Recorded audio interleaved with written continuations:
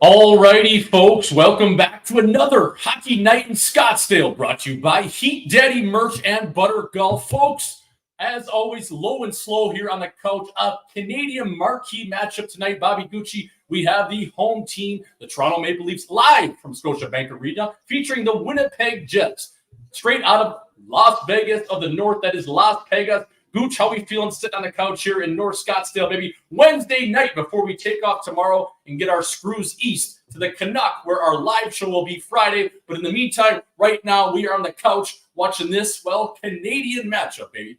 Yeah, I personally feel like a piece of fucking shit. But anyway, I'm watching hockey. That's what I love to do. That's what we love to do. So hopefully I can just get rid of all my demons in the next 2.5 hours talking hockey. It's good to be back from Calgary. Hell of a crowd out there. We did our second live show, maybe the first one, because the first one wasn't necessarily Hockey Night in Scottsdale, but still recovering from Calgary. It's very cold up there, but luckily we're surrounded by fake tits to keep us a little bit warm. But it's good to be back on the couch watching this marquee matchup between a stingy Winnipeg defense and the best goal scorer in the world. Yeah, speaking of fake sets, we were able to sign at least one set while we were up there. And I was talking to my buddy Gage Osmus on Live in 5 podcast this week, Gooch, and he was saying, Swish, was that the most expensive piece of memorabilia you've ever signed? And to quote him, I think it was, because those were MSRP'd at about 11 and a hook, she said. So that was $11,000, all Canadian money. I don't know what the conversion is. Anyways, folks, the Toronto Maple Leafs tonight wearing those Drew black jerseys, those Justin Bieber Drew jerseys. I love the black swag.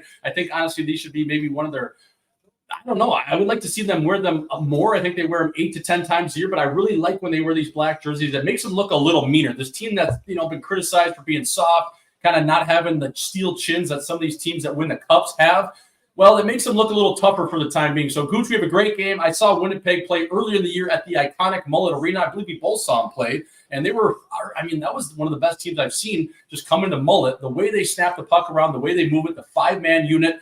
This is a very exciting team. And I think a team that gets slept on just because they don't get a ton of coverage, especially down in the U.S. Yeah, I love these black jerseys. I love black people. They don't really show up that great on the TV, but in person they look mean and black. And I'm not saying all black people are mean. That's not what I'm trying to say here. But yeah, saw Winnipeg. They look good, man. They look like a good team. I usually good Dylan save. Never hung DeMello with a nice little pad shot there. Nicky Robertson back in the lineup. Was that guy hurt, or where's he been all year? He's kind of been in and out of the lineup, in and out burger like the drive-through, but good to see him back. Ryan Reeves comes off of injured reserve. Did you see his comments the other night, Bobby? I believe yesterday he was talking in the media saying he was healthy, but the team wasn't taking him off the IR. Sure as shit, the next day, Tyler Bertuzzi goes to the non-roster. I think his wife or skunk is having a baby. So Ryan Reeves, I don't think he's in the lineup tonight, but he's off the injured reserve. I think they might have had him on like a little bit of a Roboda island, like not playing him, but he was ready to play. So kind of a weird developing story there in terms of a player and team feud. Yeah, getting back to Nick Robertson, I don't really pay attention to the bottom six. It's kind of my new thing. If you're on the bottom six, I'm not even going to care. I'm only going to pay attention to the top six. So not really sure where he went. I saw Ryan Reeves was trending on Twitter. I didn't really know what it was about. But yeah, look, man, like the Leafs need a guy like him, but also they don't need just that. They need a guy that can score and contribute. I'm not going to say anything bad about him because I don't want to get beat up because we will be in Toronto in 2 weeks. But yeah, I don't really know the drama. Honestly, Swish, I'm kind of fucking tired of the Maple Leafs drama. Like, let's just let these guys play and see what happens. Yeah, I know. And they're going to have a tough time, I think, squeezing in the playoffs. I think they'll get in, but I think... You don't think they'll get in? I think it's going to be tough, man. This team... Yeah, I think they will squeeze in, Rob, but it's going to be tough for them, man. Like, I don't know. Are they a wild card team? I don't know if they're a top 3 team in their division. I'm not sure. Like, again, I'm just an asshole sitting on the couch, but Hoppy, some of these guys, Willie Stiles, Mitchie Marner, a.k.a. Mitchie Sheets, and Tavares. Tavares, you look at him, he played a career low the other night. I think he played 15 minutes, just over 15 minutes. Sheldon Keefe sat him out for the last, I think he had 2 shifts in the last 15 minutes of play. So it's interesting. They don't have the decor. Joseph Wall's hurt. They have some Samsonov kicking. I think, Marty Jones has played okay for them this year. It's going to be a grind for them to get in, brother. I think they will get in, but I don't know. Unless they add at the deadline, which – who knows if they will? Can they go get a guy like Tanev? Can they get a defenseman, someone over there that could play some heavy hockey? it'll be interesting because this team, they are top heavy, Rob. I mean, they got a guy like Poppy tucking a goal a game, but they're bottom 6. You know, it's not perfect. And guys like Domi, he's played okay to this point. Bertuzzi, probably a little underwhelming. I don't know. It's going to be interesting. Yeah, getting back to the standings, I actually didn't know that Tampa slid up in there in the Atlantic. Boston's a staple. Florida's there. Tampa's there. We're going to get back to the chat. If you're new here, we go over the chat during the commercial breaks. But, yeah, wow, I didn't really know how in dire straits the Leafs are. I mean, you have New Jersey sniffing up their arse crack. I mean, Detroit, sniffing glue. The Stevie Y plan. But, yeah, you know, Switch, I'm just going to repeat it again. Like, I'm just so fucking sick and tired of seeing, like, the speculation, which let it play out. Who the fuck knows what's going to happen? We all know how the roster's built. Everyone on Twitter thinks they're a genius for saying, oh, well, you can't pay 4 guys. Just I wish everyone would just shut the fuck up. Yep. And we'll watch the game. 100%. And if you're just following along right now, folks, we are at the 15:58 marker and counting right now. The Toronto Maple Leafs at home at Scotiabank Arena. The visiting Winnipeg Jets, Laurent Brossoit plays a puck just along the end wall. And Connor McTimmons collects it and throws a little bit of a pizza burger flying saucer style. Not able to get it back to Willie Styles. But right now, folks, again, if you're following along, we're at 15:38 and counting. That is in the first frame. Again, as Bobby Gucci said, around the 13-minute marker, the first commercial break of the first period is when we get at the chat. So, chat, get at us. Let us know what you're doing. Tap in. What questions do you have for the boys? Are you a Leafs fan? Do you like Vegas of the North? Are you a Winnipeg fan? What do you want to know from the boys? This is expert analysis you can't get anywhere else, baby. So, again, get at us in the chat. 15:14 right now on our clock, as we are watching Dominic Totnato, a.k.a. Tone Malone, massage the puck just below the goal line of the Winnipeg Jets. They are in the offensive zone right now, and the Leafs win a little bit of a wall battle, but that squirts up high to Alex Iafallo. And those comments the other night, speaking of that trade, you just go back to that trade with Pierre-Luc Dubois and all those guys that came over from L.A., Rob. I mean, you got to say right now that the Winnipeg Jets, they easily won that trade, right? With Velarde, they got Iafallo in the mix. They got a couple of young other players. Like, that was a trade that was a sneaky good move by Kevin Cheveldayoff of the Winnipeg Jets. Yeah, I just think a guy like Pierre-Luc Dubois, first of all French people are fucking assholes. So the second you sign a French guy to a 9x9, you know he's kind of just going to go on coast mode and cruise through, and I almost don't blame him. I would maybe do the same thing, but just an overall dumb trade by the Kings. I mean, how fucking stupid could you possibly be to sign a guy like that who has so much game film of just floating around? And listen, no disrespect, Swish, to Pierre-Luc Dubois. I'm sure he's a great guy. I'm sure he's a great player. But how much of a fucking royal dumbass do you have to be to sign a guy like that to like an 8x8 in Los Angeles? I mean, this guy, if he could skate in flip-flops, he would, right? So stupid signing. I almost think the Kings deserve to be in a slump right now. And I hate everyone that lives in LA. Actors are fucking stupid anyway. They're weirdos. Hollywood's full of pedophiles. So let's do ahead. Yeah, as Cat Williams said, I like that rant you just went on. But yeah, I think like PL, is he a good guy though? I mean, we don't know. And again, we're two assholes sitting on the couch, but I don't know, man. You get kind of in that carousel of going team to team. I don't know if he's the most respected guy in the room. It just seems that, I don't know, you're wearing a tinted visor, but you haven't had a hit all year. It's just a weird thing. Like, come on, if you're wearing tint, fella, like, you got to be throwing your chin around. But I don't know. That's to each their own. But yeah, it's interesting. Anyways, the Winnipeg Jets, I think they won that trade thus far. I think Velarde's a great player. Iafallo is a sneaky good ad. And they get a couple young players as well. So I think we're going to our first all right, guys, commercial break here in the first frame. So, Rob, what do we got in the chat, baby? Guys, where are you from? Shout out to everyone in the chat. Where are you from? Questions, comments, concerns. I'm going to read them off right now. I'm going to throw them on the screen. We're at commercial. We usually only have a minute and a half to do this. So get them out now. Fire, fire, fire. What's happening with Hockey Canada? Look, I don't know. You know, I could be one of those fucking assholes on their fucking talk shows, just like everybody else has, and they could say, oh, this happened, and they make a TikTok, and they say, like, oh, look, this is what happened. But the reality of the situation is there's no real news out yet. So for all those pickle sniffers out there that are just using it for clicks, just like every hockey account you see besides me, we don't know. We don't know what happened. There's going to be more information coming out, obviously. Tough to comment on, like, when you don't know any idea and it's like legal terms, Rob. Like, let's just stay out of it until we really know. And even so, like, who are we to say, man, we got our own issues over here. Yeah. Where are you fellas going to do a show in Minnesota at? Swish, I'll let you take this away about the Frozen Four. Yeah, so we're looking to get boots on the ground for the Frozen Four. Obviously, that's played in St. Paul over at the XL Energy Center. I don't know if it makes most sense to do it in St. Paul or in downtown Minneapolis, maybe a place like Cowboy Jack's. I don't know. We're going to figure that out, but it's either going to be obviously in St. Paul, right in and around the XL Energy Center, maybe Tom Reed's, maybe a bar like Herbie Brooks's bar, or we'll slide over to the Minneapolis downtown region and go to a place like Cowboy Jack's and just throw our chins on the line and just drink Tennessee whiskey. Okay, and by the way, yes, we do see the YouTube chat, we see the Twitter chat, we see the Twitch chat, we see all the chats.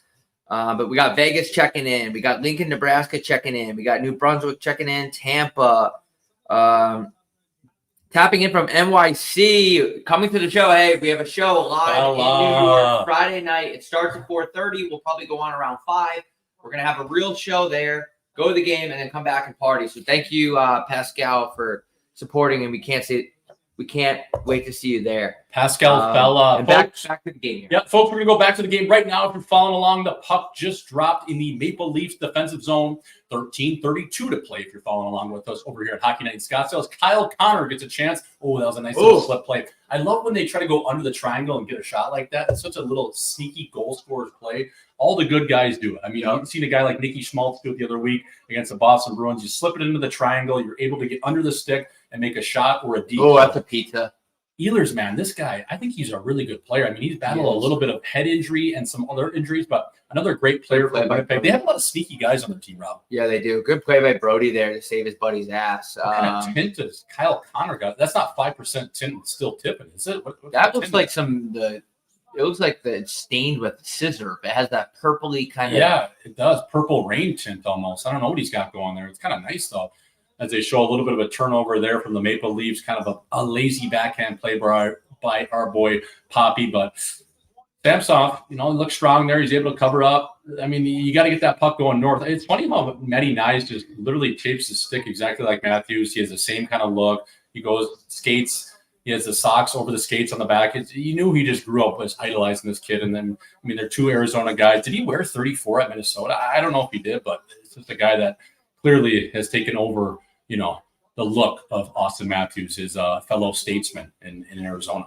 Yeah, I mean, I would too. I mean, what a better guy to look up to from your state. And just no one was really playing hockey in Arizona until Austin Matthews invented it. So it's good to see that Americans are finally starting to figure out what hockey is in the early 2000s. And here we are. Absolutely. And a guy I look at, I think it was like the OG kind of Arizona hockey. And I don't know if he's listening right now, but a guy that played at Denver, a Denver Pioneer product, my age, Rob, 1993 born, Zach LaRaza. Talk about a good chin. Shout out Zach LaRaza. Shout out to Zachy LaRaza. He played at the U.S. program. He was a great player back in the day. Played a little bit of pro in the Eastern League, the Easy Come, Hard to Leave, and also the American Hockey League. So shout out to Zach LaRaza, friend of the show over here. Folks, back to the game right now. 12:02, 12:03 right now on the clock as the Winnipeg Jets are visiting the Toronto Maple Leafs. Folks, this is live from Hockey Night in Scottsdale, Scotiabank Arena, but more importantly, live from the couch over here in North Scottsdale. Right now, 0-0 shots in favor of the Winnipeg Jets. I didn't even see that, Rob. It's 9-1 in shots. So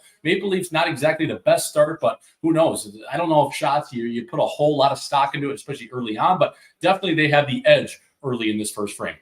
Yeah, I mean, look, I didn't know Toronto was in a wild card spot even. Wow. Cole Perfetti just stood somebody up like an absolute first date. But yeah, dude, I mean, like you said, I don't think it's a too big of a deal, but honestly, man, it's kind of a testament. You want to come out at home and fucking get the puck on net and score goals. I mean, this is the litmus test right now, as they say. Yeah, I mean, anytime you're playing desperate hockey, especially like the Toronto Maple Leafs right now, leading into an all-star break, you're in a wild card spot, but every point matters, and you're playing one of the best teams in the league. Like, you got to get going here, boys, especially at home. You're wearing the Drew jerseys. I mean, let's get her going. And back to Cole Perfetti, I just still can't get over that hot mic situation with Hartman where he basically lied, allegedly, with the Hartman stuff. I thought that was so funny. It's like Hartman came out and said, he's like, yeah, I actually never said that.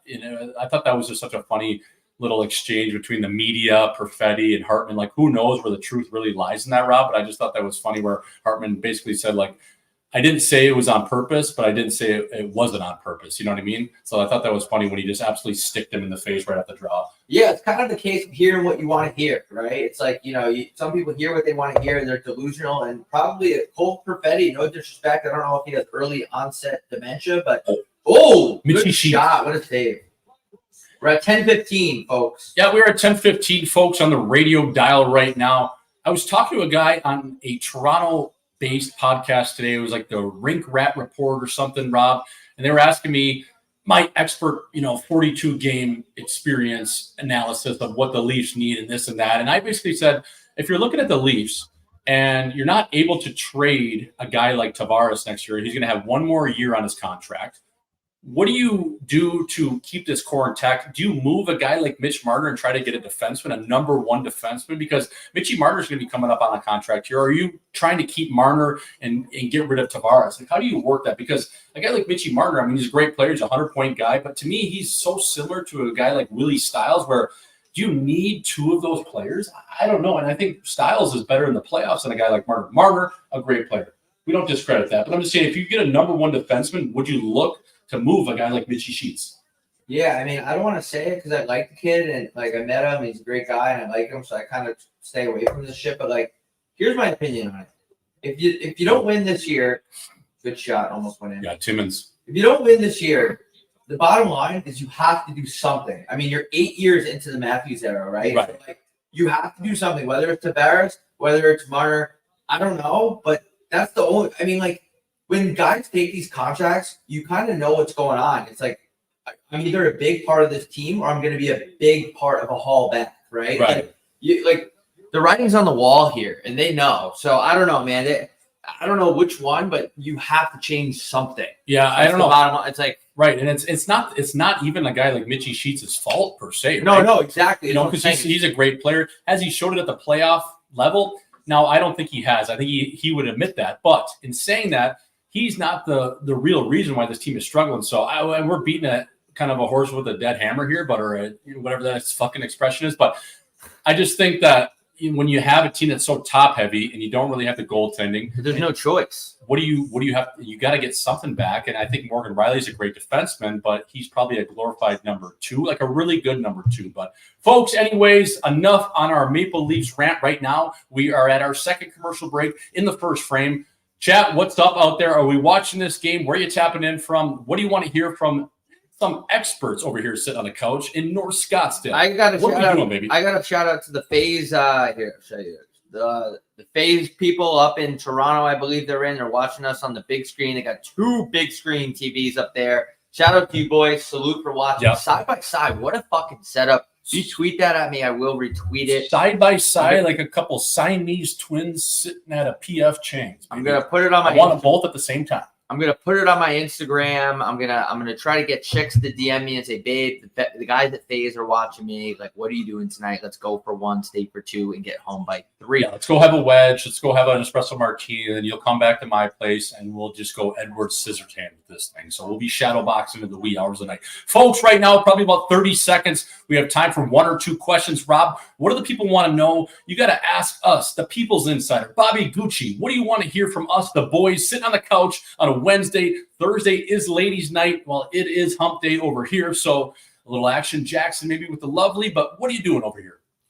You fellas been to DeFalco's Deli and Grocery in North Scottsdale? Got a sloppy chicken parm there once. I've actually been to the one in South Scottsdale, yep. Also known to be a shithole. Scottsdale's great. You drive a little bit south, it's an absolute trash dump, piece of shit people that break into your car and your apartment, just like what I've experienced. But great people down there in South Scottsdale. But yeah, I have been there. Yeah, the only thing about South Scottsdale is they got the quick and payday loans. They got a nice set of cabarets in terms of strip clubs, probably 8 to 12. When you pass over that Thomas section, like Scottsdale Road and Thomas, you get the cabarets out, you get the bail bonds, a lot of places that are just shady, So the Falcons, though, great Philly. I would say I will go and frequent that one, Rob, especially on a stung Sunday. Just go have a Philly and go right down nice, right? Yeah. Just a barrel bomb. Neek says, shout out to Neek's friend of the show. Where's Kirby Dach's career at? I can't think of one thing, and I mean this with the most respect. I can't think of one thing that I'd rather not think about than Kirby Dach's career. I personally don't know. I don't care. And that's no disrespect to you, Neeks. We appreciate you chiming in. I just have no fucking idea. Yeah, I mean, I don't know what he is. When he's healthy, I think, again, I haven't watched a whole lot of game film on the kid, but I would say he's like a 30 to 50 point guy. Probably a 50 point guy would be his ceiling. Again, he's on a team like Montreal, a team that doesn't have a whole lot of pieces. Again, he's hurt right now, so who knows?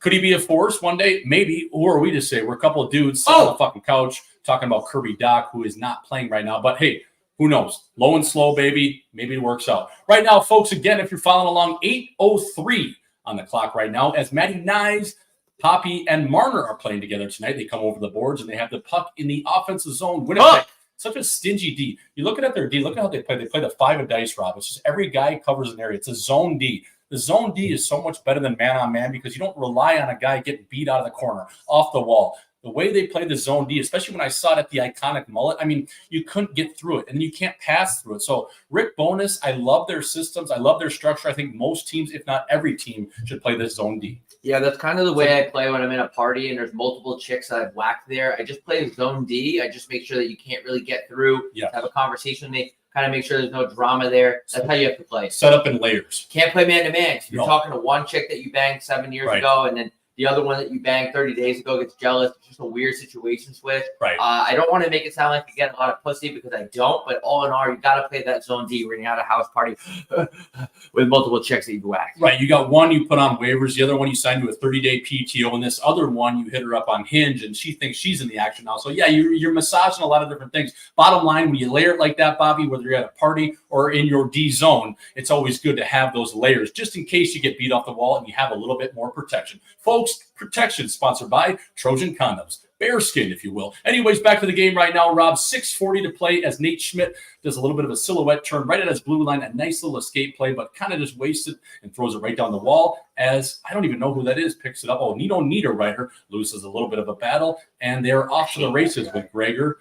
Who's this fourth line right now for the Leafs? It's Gregor. Timmins is playing tonight. He's playing with Benoit. It's good to see Timmins out there. It's actually a good kid. He was with the Coyotes for a little bit. Came over in a deal that Billy Strongarm kind of finagled 2 second-round picks for. That was a pretty good tradie by Willie Armstrong there. So, folks, right now, again, 6:07 to play right now as Simon Benoit kind of just shovels one out of play, but I believe it was deflected. So we will just go to a whistle. The puck will probably stay in the Leafs' end. That'll be a defensive zone faceoff. Again, they show Nick Robertson back in the lineup tonight. I don't know how many odd games he's played this year, maybe 20 or so. 6:05, folks, if you're following along. Shots right now in favor of the Winnipeg Jets. 11-3. The Leafs had their best look there as Robertson kind of found Brossois' left pad on a one-timer chance just outside the dot in the slot around the top of the circle. So, folks, right now, 0-0 live from Scotiabank Arena. But again, live as always, from the couch, Bobby Gucci, Jay Swish,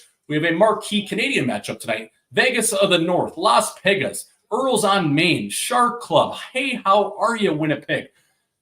Visiting the Toronto Maple Leafs over in the jaw of the six, baby. What a spot to play that is over at the Scotiabank, formerly known as the ACC. Rob, we're going to be boots on the ground in Toronto. I'm not sure what the hell we're going to get up to when we're there for All-Star break, All-Star weekend.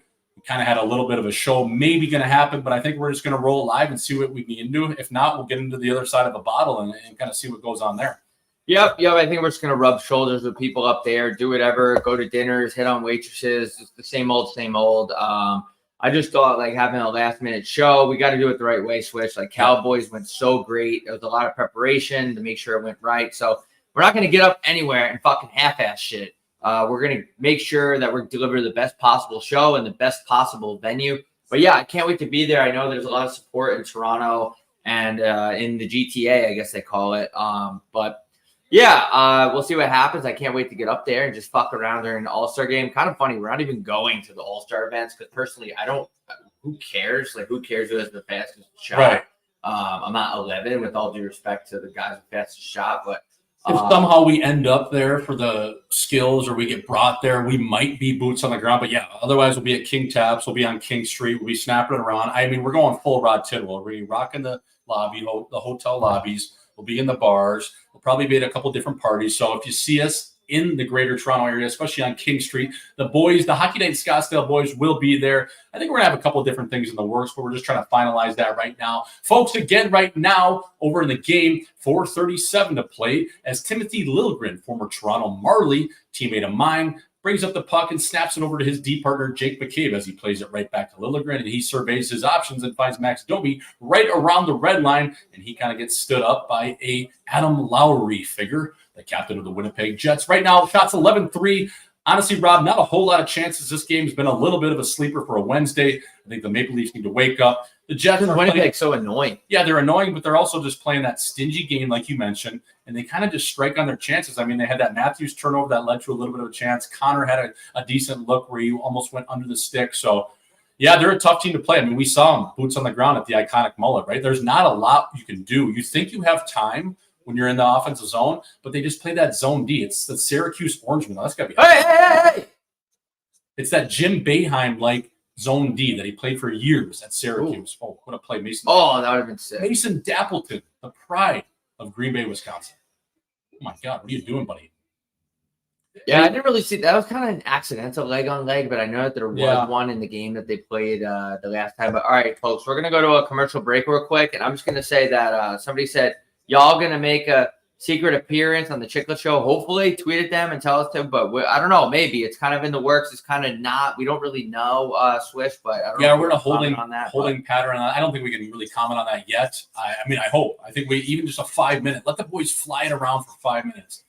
Get some chirps and maybe a little bit of a comedic act for 5 minutes. Who knows? We'll see. So, but don't bank on it. I don't say. Adam Banks, don't bank on it. Apparently, the Yotes and the Panthers have a hot start. My phone doesn't fucking load in here anymore. I don't know why. Yotes and Panthers hot start. What's the score in that game? Nicky Schmaltz is back in the lineup tonight. His chin's back in South Florida. Obviously, he was going to play in Fort Lauderdale. You know that was the case. Someone tell us the score in that game. Do the boys have a prize picks? Yeah, just go on my feed. It's right there. Oh, wow. 3-0 Cats, 2 fights in the first minute. Swish, if you had to guess, who dropped the gloves in the first 10? Well, if I was a betting man and had a bingo card, one would be Spicy Tuna. And that one kid that who's the number 12 on Florida? He's his name starts with a G. I can't pronounce it. Kachuk? No, but he's a feisty motherfucker. Then I would probably say Krause. I would say Krause just being back. Well, you know the bad blood there was Zucker, right? When he put Cousins' chin on the glass. So, oh, yeah. So there's the last time they played them, Zucker took a 3-game suspension.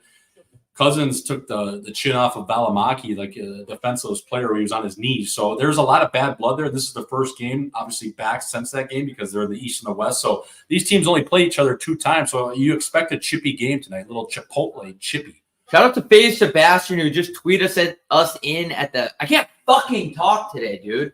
At the FaZe HQ. We're on the big screen. That's fucking awesome. Send that to me. Can't wait to – hopefully we see you boys up there when we get in town. Did Rapway Cousins get back in the lineup? I'm not really sure. He's probably somewhere turtling under a bridge outside of Miami. Well, you see Tuna and McBain fought. I love that. Yeah, that's this kid, so sick. This whatever the hell ever you fucking pronounce his name, Gadjevich or T. Spencer's on a lot of Percocets right now, slurring all over the keyboard. Gadjevich bought Tina, but he meant tuna. I love perks. How good are perks? A wine and perk night. Unbelievable. Anyways, folks, back to the game right now. Sponsored by Heat Daddy Merch. We will get at your questions here in just 3 minutes. Let's get the chat buzzing. Let's get it going. The energy is a little low tonight. Both boys are running on fumes, but we're fucking trying to bring it for you, baby. We got our live show. We're leaving tomorrow, Bobby, at 6 a.m. off the tarmac of Phoenix Sky Harbor right into John F. Kennedy. That's Juan F. Kennedy. Folks, right now, 3:03 to play. Look at this Winnipeg defense, though, man. Look at you think you have time. You think you have time, and then your wife leaves you. It's just that's what happens, Rob. These guys play that 5-a-dice D. It's so stingy. They play it to a T. They got Rick Bonus's system just dialed in. It's a thing of beauty to watch. Yeah, it's just annoying. It's like when you're with a chick and her fat friend is like trying to box you out because she's jealous. It's kind of like I hate to keep relating this game to chicks, but I don't know. I guess there's something in the air today. I'm just so horny, right? Especially after getting back from Calgary. The chicks there are just so horny. But you make a good point. Is you think you have time. That fat chick's boxing you out. You think you have time, and then the lights come on, and it's you don't have to go home, but you can't stay here. And she brings her in her Uber, and all of a sudden you're taking an Uber pool. Get in my Uber. 40 minutes back. Consensually, get in my Uber. Get in my Uber.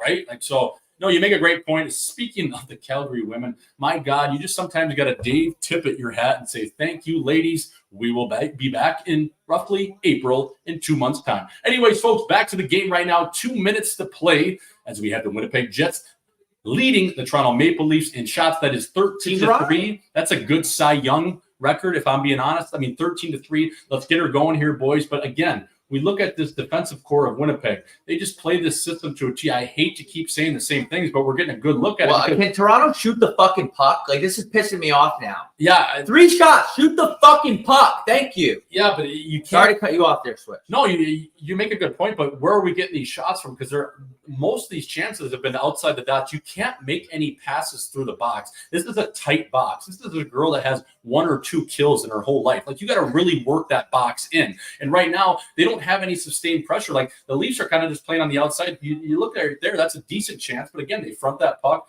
Morrissey wears it right in the cock. My God, right in his wrench. Yeah, but it's just like, get the fucking pucks on net. Like, it's embarrassing. Yep. Dude. People want to the Leafs this, the Leafs that. They're not doing this. Their roster that. Let's start with fucking shooting the goddamn puck. Like, I don't even have the over. I'm this upset about it. Like, get it on net. And like you said, Winnipeg is keeping it to the outside. I don't care.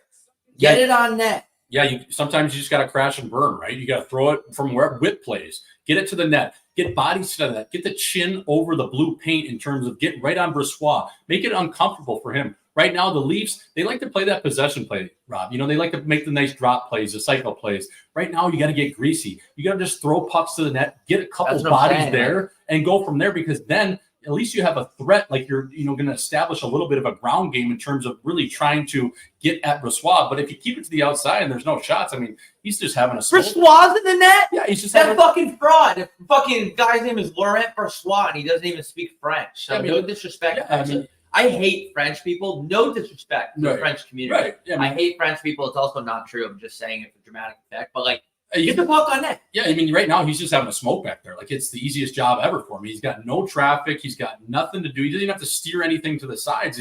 He's watching the game. He's watching his defense. He's having a fucking marble camel and Turkish filter. He's just hanging out back there. And here's the thing. Here's what's going to happen. So it's 13-4 in shots. You're having trouble generating good chances as it is. Right. If Winnipeg goes up 1 goal, it's going to be 10 times harder. They're going to play even more conservative. It's like, you got to get shit on net. You got to try to get the first goal. I know it's cliche. Like, I'm just a fucking asshole on the couch, but it's just frustrating.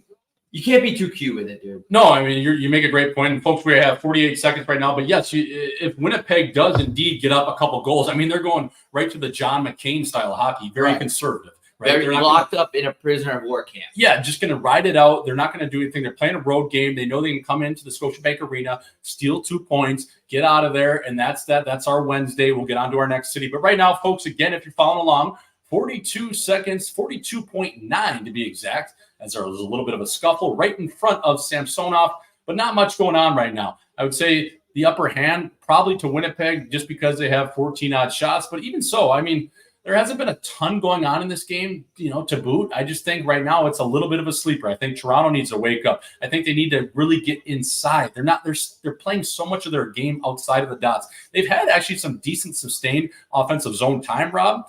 But again, like we said, they're not doing anything with it. In Winnipeg, man, these guys, they seem stoic. They seem like they just know what their chances are going to come. They've had a couple decent looks. They know if they stick with their game, they're going to come out with 2 points and have a happy result in terms of what they're looking for. As Kyle Connor gets a chance here, oh my God, that guy is just sick. Winnipeg plays like there's nothing else to do in Winnipeg besides work on hockey, and that's probably true. I haven't been there, but that's how they're playing. They're playing like they're waking up every single day and going and learning the fundamentals, and that's how they're playing. Kyle Connor he just looks like a greasy little biker, doesn't he? Like, he's just a trailer park kid that gets his equipment out of the lost and found, but somehow he's nasty. Yeah. I can't believe he's from – actually, yeah, I can. I can believe he's from Michigan. Yeah, I mean, he literally looks like he's cut from the same cloth or fabric as a guy like B Rabbit in 8 Mile in terms of the same trailer park. Like, he grew up in a trailer. His mom was Kim, right? I don't know. It just seems like he just got that grease to him, but – and then he scores 40 odd goals a year. So, folks, that was the first period over here at Hockey Night in Scottsdale. Right now, the Toronto Maple Leafs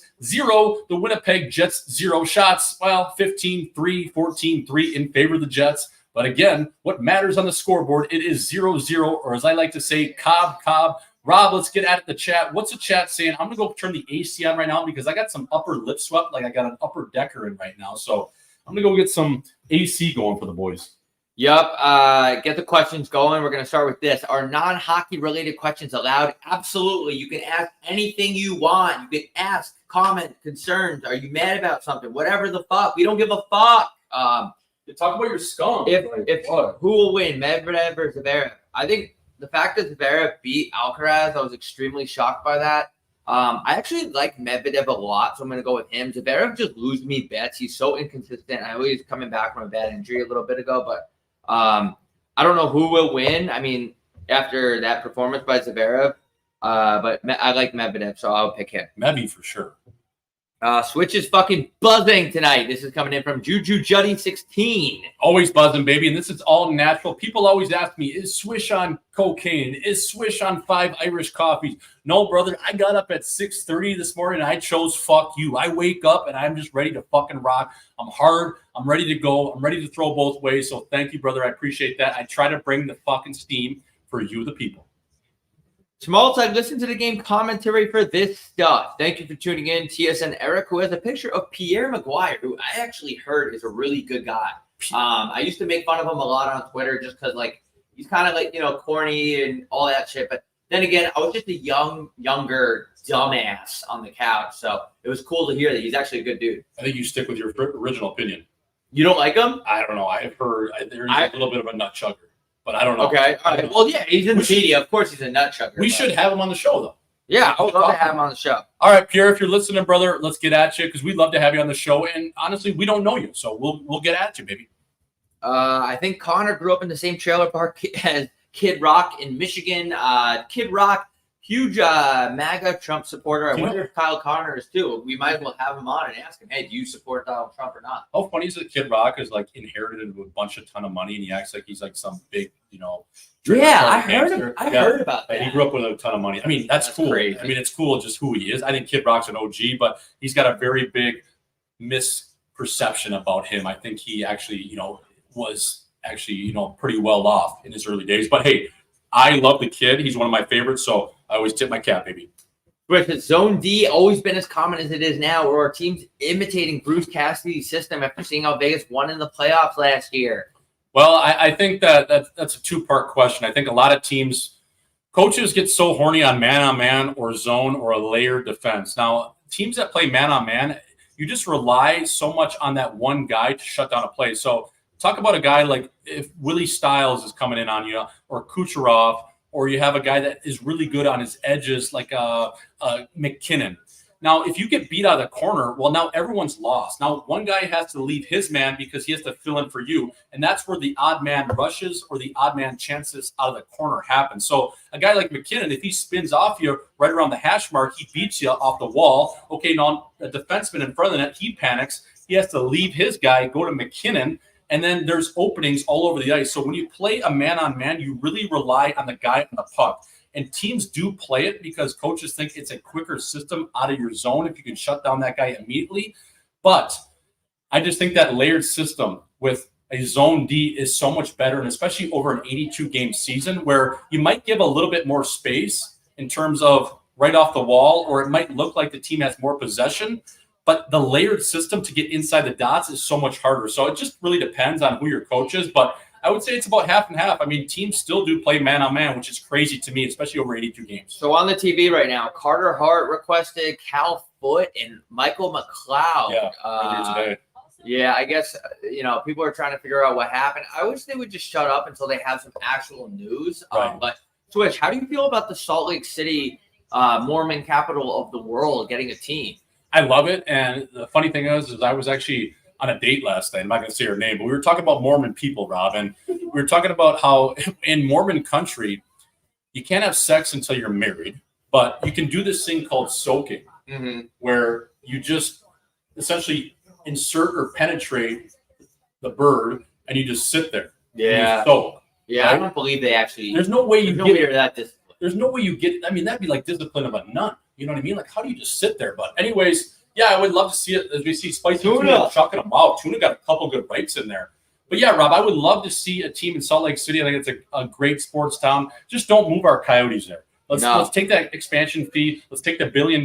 Gary can spread it around to all the owners, and then let's keep the Coyotes here. But the Coyotes, man, they're against the clock. Like, Gary wants an answer. We need a team that has a rink here. Like, let's go, boys. Let's get some land going. Come on. We need the team to stay. So that'll be interesting. I think Gary really is targeting that all-star break, which isn't a week, which is crazy to say, to have something locked in, something in Rosetta Stone. But I don't know if that's going to happen in terms of on the Coyote side. We will see. Was Alberta fire? Yes, it was awesome. The crowd was great. Can't wait to be back. Tapping in for Newfoundland. Did Terry Ryan reach out to the fellas after? No. No, but we'd love to get him on About the show. Evan Cross, if you know Terry or if you can DM Terry, right now we're on the show, so we like to stay off our phones. But someone get at Terry Ryan. Let's try to get him on the show tonight. That'd be awesome. At the trade line, where do you want to see Tarasenko go? I don't even know that he was on the block, but I guess so. I mean, Senators are so fucking bad.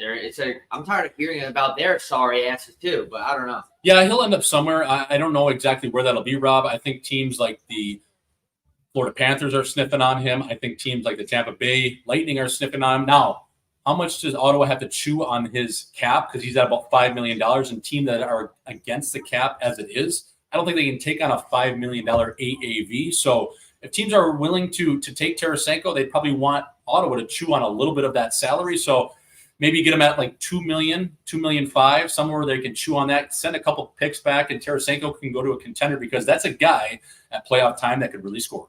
Juju Juddy is absolutely on fire in the chat right now with good questions and good comments. Yeah, dude, at the same time, like, I kind of like Salt Lake City to have a team, but we don't need 34 NHL teams. Like, we don't need 36 teams. I don't know when you stop. Obviously, especially in America, we love money. We love being greedy. We love invading people and stealing their oil while pretending it's for a different cause. But that's neither here nor there. I don't think we need this many teams. Yeah, to your point, I like that. The only reason why I think I would go against you there a little bit is just Canada has, what, 6, 7 teams? What is it again? Vancouver, Edmonton, Winnipeg, Toronto, Ottawa, Montreal, 6. So they have 6 teams. So that leaves the U.S. right now at, what, 26 franchises? Yeah. So I think the U.S., if I'm hearing what they're trying to work with Gary Bettman wants 30 franchises, I think, in the U.S. Wow, so dude, just because that would drive a lot more hockey in terms of youth players, I think there's a lot of money in the U.S. I think he wants 30 franchises eventually in the U.S. And Rob, as good as players are now, I don't mind it, but I just think like even when I was coming to the league just 9 years ago, there was only 30 teams. So now if we get that number up to 34 or 36, that's a pretty crazy number. And is there that many good players? Well, now we got to bring some of those guys over from the KHL because you don't want just like guys from the American League that don't deserve to be there, be in the NHL, right? That's my only thing. Like, let's keep the integrity and the quality of the game. I know there's a lot of good players, but at the same time, the NHL is a privilege, and it should be the hardest league to make in the world. Yeah, kind of funny. We were just in Calgary, and we had the audacity to forget the goddamn Calgary Flames. I'm so sorry. I'd like to apologize to the entire city of Calgary for forgetting. How could we forget? We were just at the Saddle Dome. Absolute shithole. But great people. That place, talk about a city that needs a new barn. That is the Stinky Barn. I was talking about Stinky Barns last week on our Hockey Night in Scottsdale show, just in terms of the ladies. But talk about a stinky barn, but it has character. As much as they do have character, it is time for Calgary and the good people of Western Canada and Alberta to get a new arena. Rob, if they had an arena there, they'd be able to keep guys like Noah Hannafin probably. They'd be able to keep some of these guys. Maybe Matty Tkachuk stays. Maybe Gaudreau stays. But when you're playing in the Saddle Dome and it's dated back to the 1980s and it takes you about, 45 minutes to take a piss in there. It's like, holy shit, boy. It's so bad. We need a new arena. And I love the people of Calgary. It's time for a new dome or whatever they got cooking over there in Western Canada. I mean, that place, it's scary how much concrete is in that place. It's an absolute war zone. The bathrooms are horrible. All the urinals are so close together. Like, I'm not afraid to be around other guys' French, but I am afraid of like splashback and piss. Yeah. So pissing in there was an absolute nightmare. So I think like Canada people are so passionate about hockey. They all deserve the best facilities and rinks up there. I mean, they don't have anything else. Like, I guess right. The CFL and like some people somehow like lacrosse. No disrespect to lacrosse players, but yeah. I just feel like they deserve better. It's hockey. Do the Wings make the playoffs? Hockey, bar fights, and 18 years old to drink in Canada. I mean, they do deserve a rink. But yeah, I think the Wings get in. Now, Patty Kane, what's going on there? My sources in Detroit, they've all been icing me. They're telling me, shut the hell up, Swish. Don't ask about Patty Kane. It's showtime. So I don't know if it's serious. I'm not sure what's going to happen with Patty Kane. If we can get this guy back and healthy, and the way he was clicking at about a point per game, the way this team is buzzing. I played for the coach and junior at New Zealand alone. If these guys can stay on this trajectory, I think they really have a good team there. And guys like Fisher and Gossespear, really good team guys, were such good ads on top of what they already had in Larkin and Perron. So I like to think if Billy Huso can keep kicking this team, I think they're a playoff team. I think they're a wild card team, and I really like the makeup of their team, and I would love to get there in Detroit for a playoff game in a Hockey Night Scottsdale show. How about that guy we were talking to at the bar the other day that was telling us, yeah, I got every bar and strip club located for you guys. You can come in. I'll set you up. Yep. He was talking a big game, so we might have to hit up that guy. Yeah, we might have hit up this guy that we met at the bar that has a lot of connections in Detroit so we can get out there and do our thing. But, all right. Thoughts on the, actually, Jay Switch, best and worst NCHC barns outside of North Dakota? It's changed a little bit, brother, in terms of my days. I mean, Colorado College has a new rink now. Omaha has a new rink. There is teams like Western Michigan, the Lawson Lunatics. That is a old, stinky barn, but it's cool to play because the students are right on your chin. People are jumping over the glass. You get a penalty in there. Like, it's crazy. You're getting sweared at. There's racial slurs going around. And hell yeah. Like white guys getting racial. They're calling you a cracker and shit. So woo! I would say the best barn is probably outside of Nodak. I love playing at Denver just because it's essentially 90% Sioux fans when you go to Denver. It's crazy, and I like playing in that barn, the Mile High City. It's about 8,000 people. It's always stuffed tittied. And then I'd say the worst barn, I mean, I hate to say it, but St. Cloud State, like, let's get a new barn. I mean, the old running joke in St. Cloud, Rob, you go to St. Cloud, the St. Cloud State Huskies, and the one chant that North Dakota fans always get going is Husky women, to Husky women. So that rink, I think, needs a little bit of a facelift. Send them down to Scottsdale, get them some Botox, get them some fake lips. Let's get that pig a little makeup on it, if you will. I can't stand that Twitter block every time you tweet a link or anything, it shadow bans it. It's so fucking annoying. But anyway, thanks to everyone that is here. Any buzz you hearing around the league? And somebody said Jake Gensel rumors. So I talked about that on my podcast today, the People's Insider portion on Live in 5. Go listen to it tomorrow. It'll drop. But I'm hearing Jake Gensel. If Kyle Dubas doesn't think that this team is in a win now mode, which clearly this year they are not, but just in terms of the next 3 to 5 years with their core guys of Chris Letang, Evgeny Malkin, as well as Sidney Crosby, aren't up to par, they might go full rebuild, not sign Gensel. And the team that I'm hearing right now is just beating the doors down for Gensel. Who? Is a team in the Vancouver Canucks. Woo! Jim Rutherford, the former GM of the Pittsburgh Penguins, Shit. two-time winner. Who was the assistant coach on that Stanley Cup team, the back-to-back teams? Rick Tocchet. Oh! So, I think if it were to get done, now over here at Hockey Night in Scottsdale, we are a little bit of the rumor mill, swishy scoops. But I think if it got done, it would be a sign and trade where Pittsburgh would be able to get the most haul back for Gensel. Gensel gets an 8-year deal. He goes to Vancouver. He plays for a team that he's very familiar with management and the coach. So that seems to be the front runner if indeed Jake Gensel is moved. Move a team back to Quebec City, great city. They have a brand new rink, little cold, but recreates an in-province rivalry, and those jerseys are top tier and definitely makes the league money. Okay, so here's the thing, though. Gary Bettman wants to extend in the United States because of money. I think that would make temporary, there's a ceiling, right? So, if you put a team in Quebec City, there's going to be, listen, I'm no economics major. I'm just a fucking douchebag, but there's a ceiling. They know it'll make money. They know it'll sell out. They know people will buy the merch. But at the end of the day, they're thinking bigger picture, more people in the United States, more money eventually, all that fucking shit. So I feel like people don't understand the business side of things when it comes to why Quebec City isn't an option. Right Rob, now. You might be on the Forbes under 40 one day, 40 under 40. Not yet. That was a very good breakdown. That was very knowledgeable. I think you hit it right on the head in terms of, yes, they're looking to expand, but where's the market? Where's the money? Where can they really grow the game? And that is south of the border. That is no disrespect against Canada, but yeah, I don't even need to say anything else. You hit it right on the head. That was a great breakdown, brother.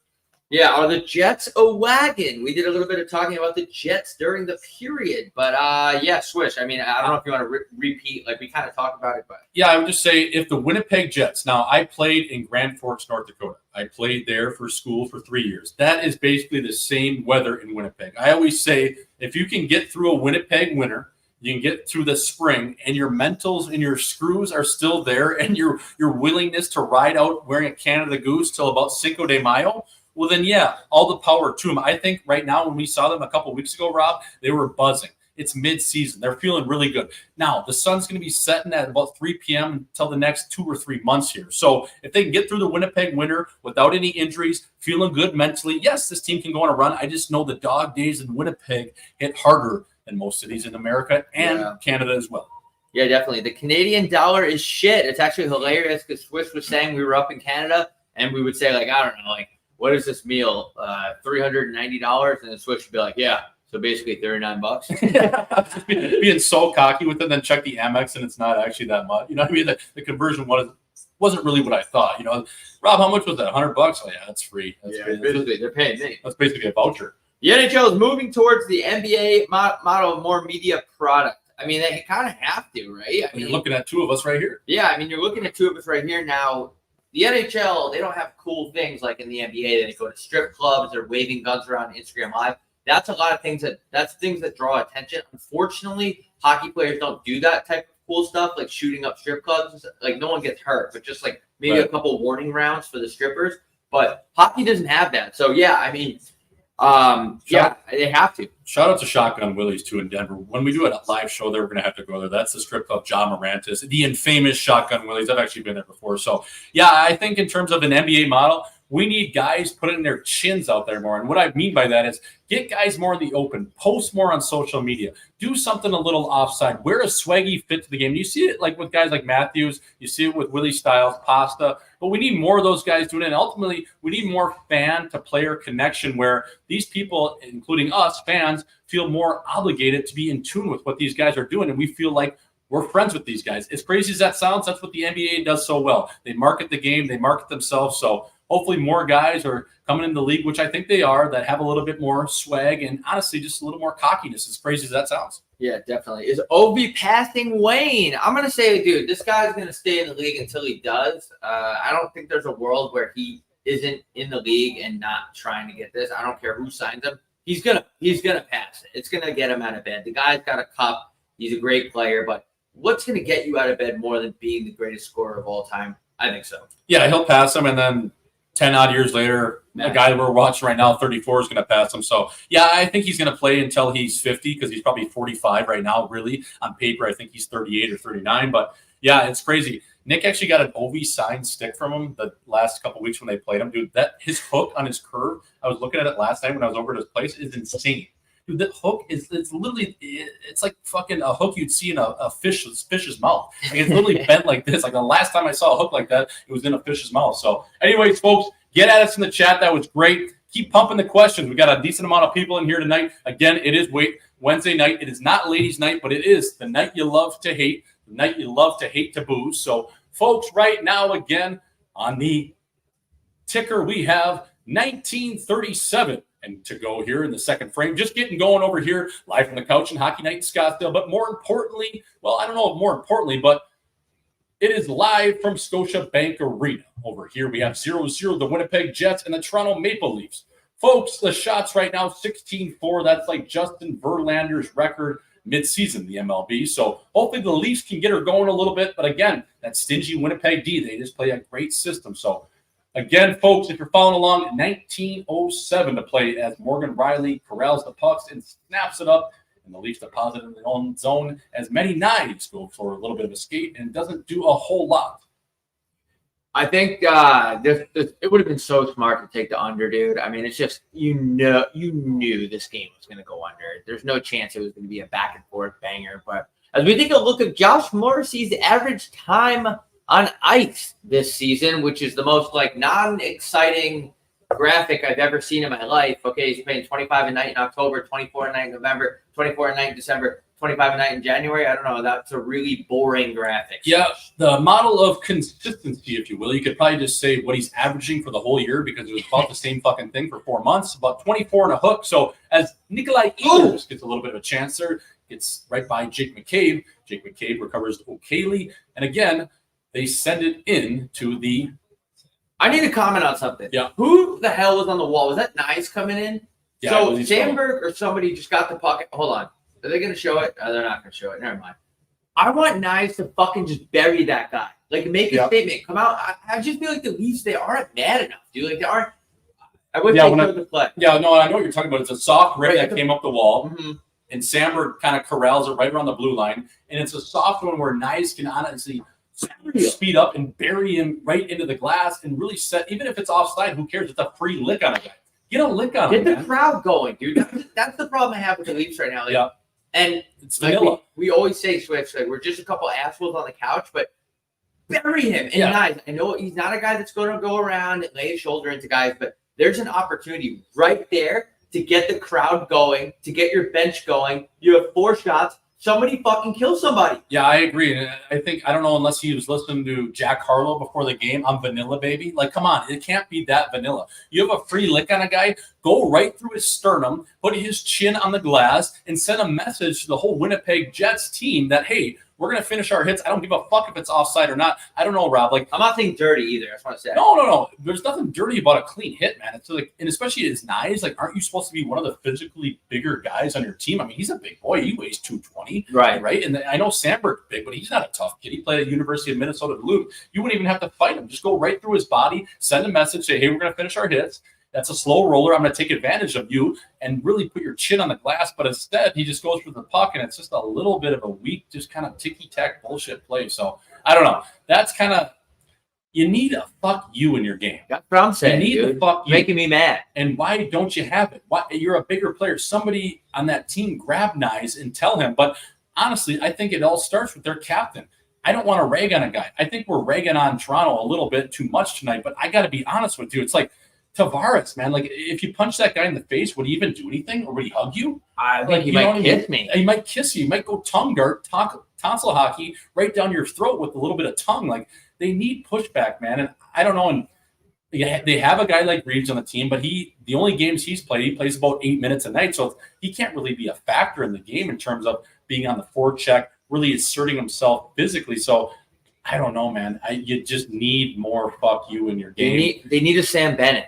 They need a Sam Bennett. They need a guy on Vegas, like a Will Carrier, who, if you know, when I used to play against Carrier, that guy with his Buffalo head, if you knew he was on the ice, he was literally trying to concuss you. Yeah, that H&R block head. No disrespect. My God, that's an absolute cement block of a head. If you hit him 10 times, he's not even going to knock down because that head is so goddamn big and it's full with fucking concrete. So, yeah, I don't know, Rob. We're on a little bit of a rant here as we're going over to the Maple Leafs power play. We're getting a look at the first unit here. Yeah, a little bit of a Kevin Durant, but we're getting a nice look here at the Maple Leafs first unit. Yes, these guys can sling it around crispy rice, side of spicy tuna. Mitchie Marner looking over his options. I love how every option on their power play is just interchangeable. Right now, you're getting a look at Willie Stiles playing the top of the key. Morgan Riley right now is playing the bumper. So these guys are all interchangeable. I love how they just play pond hockey in terms of their 5-on-4, but I don't know, bro. It just goes back to me, that's the makeup of their team. Like you pointed out, there's a great point in terms of Matty Nyes, man. Fucking finish your hit.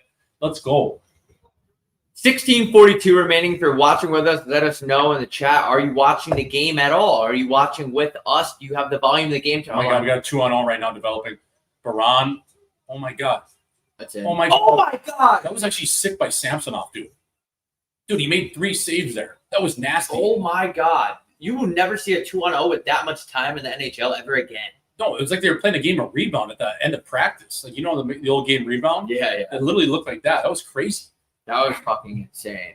Wow. Okay, so he bailed them out, and they showed a little bit of Keefe, man, I played for Sheldon Keefe about 3 or 4 years ago, and he's, no disrespect, but fella, he must be eating all of his stress away. It's like, let's put down the pastries over here, buddy. Like, I can get you on my regimen in terms of working out, but low and slow for Kiefer. Samsonov, great look there. I mean, Kiefer, in all seriousness, you could tell he was looking at the boys that fucking wake up here because our goalie just bailed us out on a 2-on-0 shorthanded. Right now, the shots are 20-6. I mean, he's keeping him in it. I mean, Pionk sends that down How a did it little even happen? bit of an unlucky play. It hits Marner's stick, goes to a 2-0. Baran, though, it's like that guy wasn't even looking at the net. Oh my God, what a save! Yeah, Why was Timmons not skating hard to get back? Like, I don't know.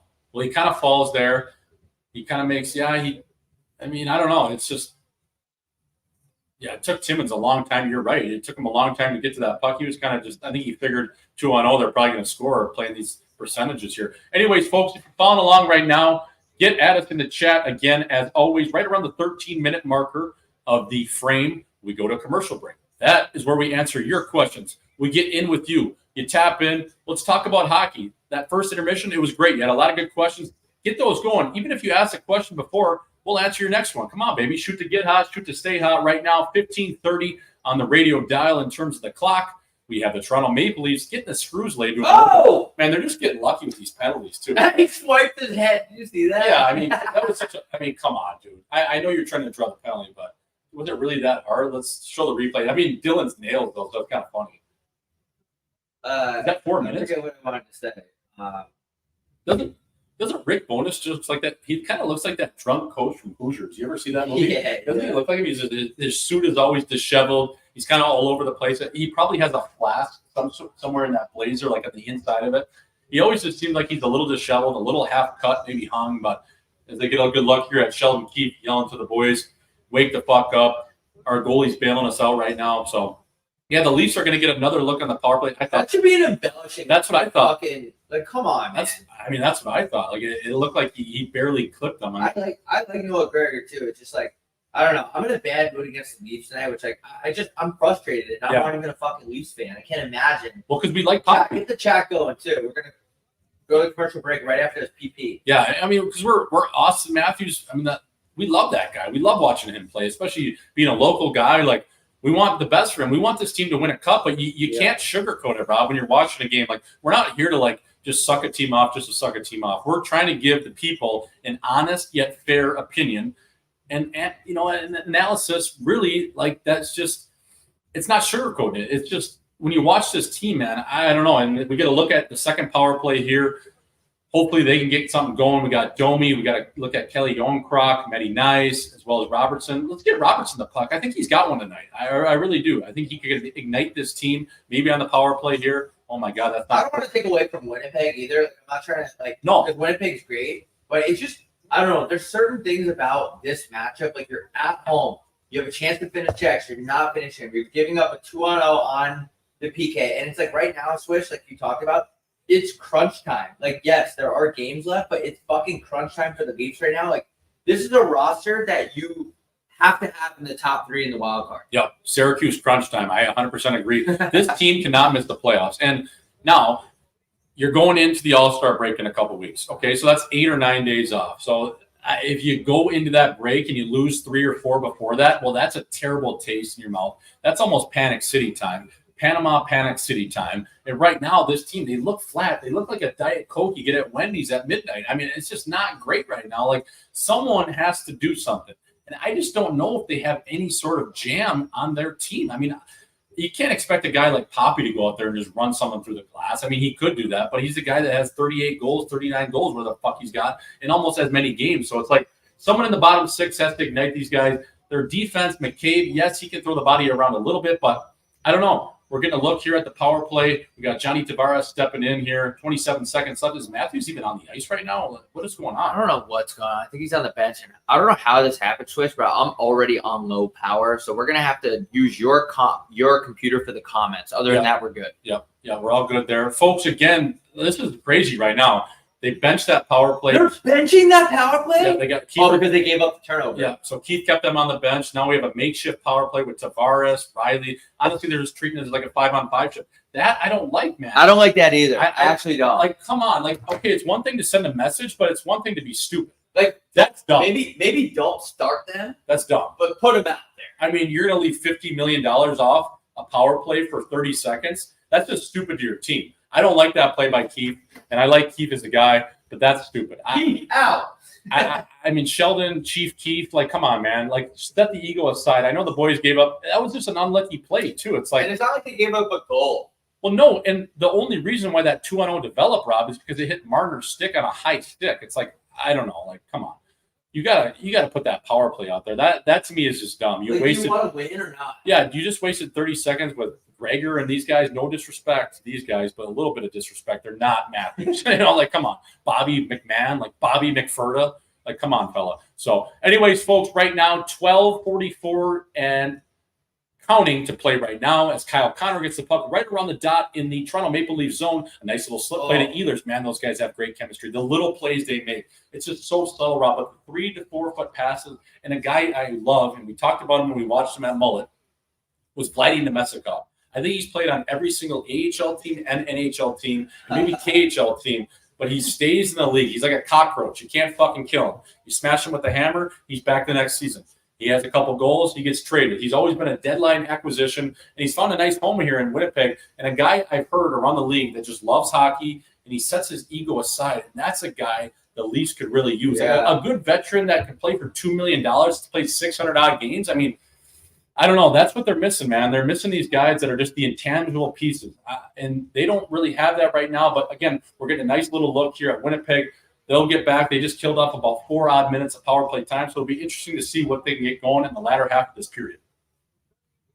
Yeah, man. I think Nemestikov's a great player. I've always been a fan of him. He's kind of like a dad enough to me. I don't know if it's like comparable, but it's in terms of like switching teams and shit. Yeah. All right, we got to use your computer for the mic.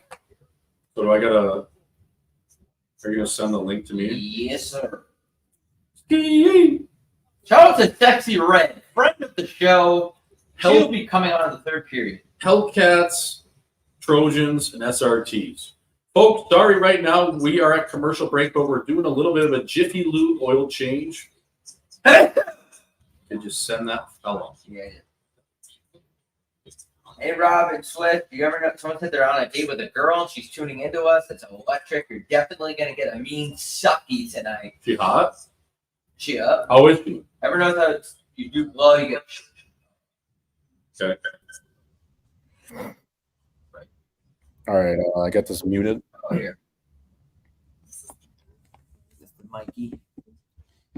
The Mike Jordan. Which The Michael B. Jordan. Okay, where do you want this thing? Just wherever? Yeah. Or is this for the comments or just Mike? I guess it can be both. Yeah. You can throw both. Hockey fan for about a month. Okay, can we get a mic check? Mic check, check. Mic check 1 2 1 2. Can you hear us over here at Hockey Night Scottsdale, folks? Mic check, mic check.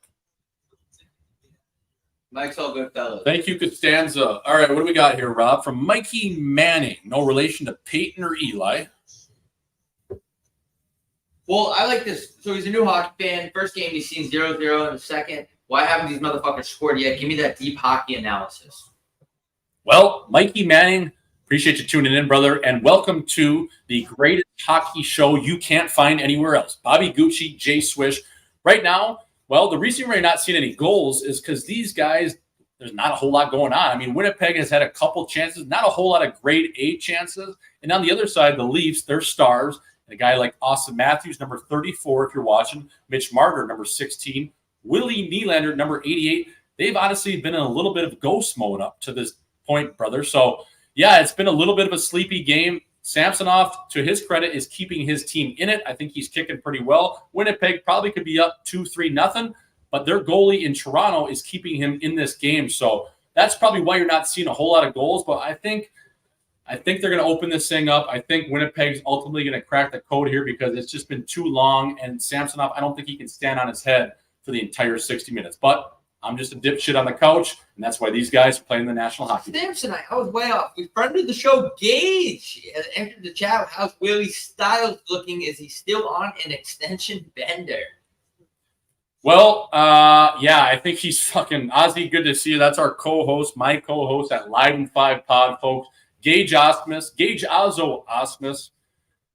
Brother, Willie Styles, yeah, he's floating a little bit tonight. He's been floating the last few games. I mean, anytime you get $92 million, I think safe to say you'd probably take a month off, especially just dealing with all that stress in the Canadian market, asking, you're going to get signed? What are you going to sign for? Are you going to get traded? Are you going to go somewhere else? Are you going to wait for UFA? This. And now he's probably a little bit relieved. And anytime you're a little bit relieved, what do? You just take that foot slightly off the gas. And I think that's what you're seeing. But I'm not worried about him. He'll be in Turks and Caicos right after his All-Star game for 3 or 4 days. Probably have a skunk with him. He'll come back. He'll have a nice tan. And Willie will be walking around shirtless on the beach. And he'll be all good, back to normal. And another one from Ozzy. Can we get a Moxie Foligno and Bedard as a guest appearance on the show? That would be unbelievable. I mean, Moxie's Foligno. I like that name. Bedard. Hell, you never know.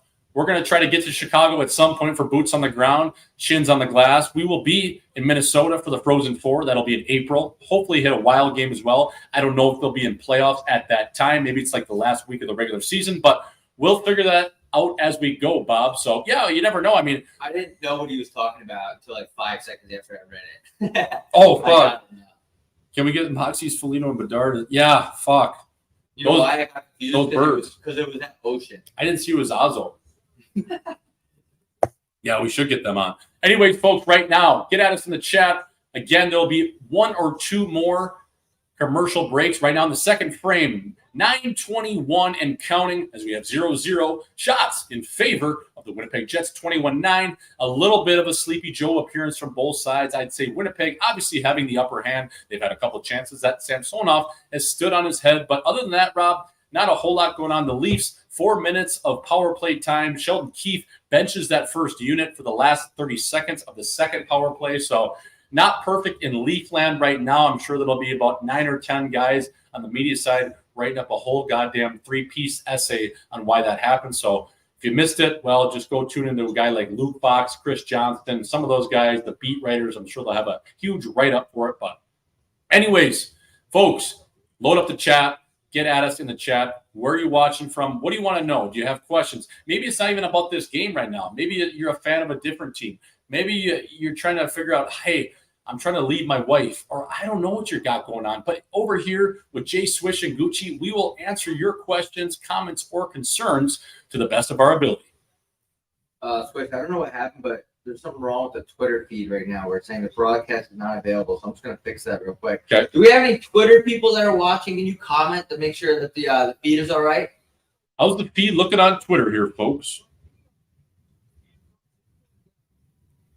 No Irish coffee tonight. Honestly, folks, Calgary, my God, we put our chins on the line there. Like Friday night, as we said, we were going to try to take it easy. Does that ever happen with Hockey Night in Scottsdale, especially when we start drinking at the bar at 6 o'clock? Absolutely not. At one point, I looked at Gucci. We were both about 4 or 5 drinks deep, and I just looked at him. I said, hey, brother, I think it's leaning towards one of those nights. And he goes, what do you mean? Well, you know what it means, brother. Go for 1, stay for 2. Home by 3, and I think no shit, we were home at about 3:30. So that was Friday night, and then Saturday night, yes, me and Gucci woke up at different hotels. That was hilarious. That's neither here nor there. We'll leave it at that. Again, folks, right now at Hockey Night in Scottsdale, 7:47 to play. We're trying to sheer up some technical difficulties. We're good. We're all good on Twitter. We're all good on Twitch. We're YouTube. I don't know what other streaming devices we have, but we're all good here, folks. 0-0 right now, live from Scotiabank Arena, but more importantly, live from the couch here in North Scottsdale. Swish, I'm not going to lie. I really fucking hate this game right now, and I just want to shout out the chat because remember, what was it, 2 weeks ago or last week, the chat sucked. Like, it was a bunch of weird shit. There's a bunch of, like, listen, no disrespect to the autistic community. There was a lot of retards in the chat. The chat has been absolutely great. And the only reason why I haven't ended my own life tonight is because of the chat. This game, I'm getting fed up with it. The Leafs aren't doing anything. Winnipeg's too good.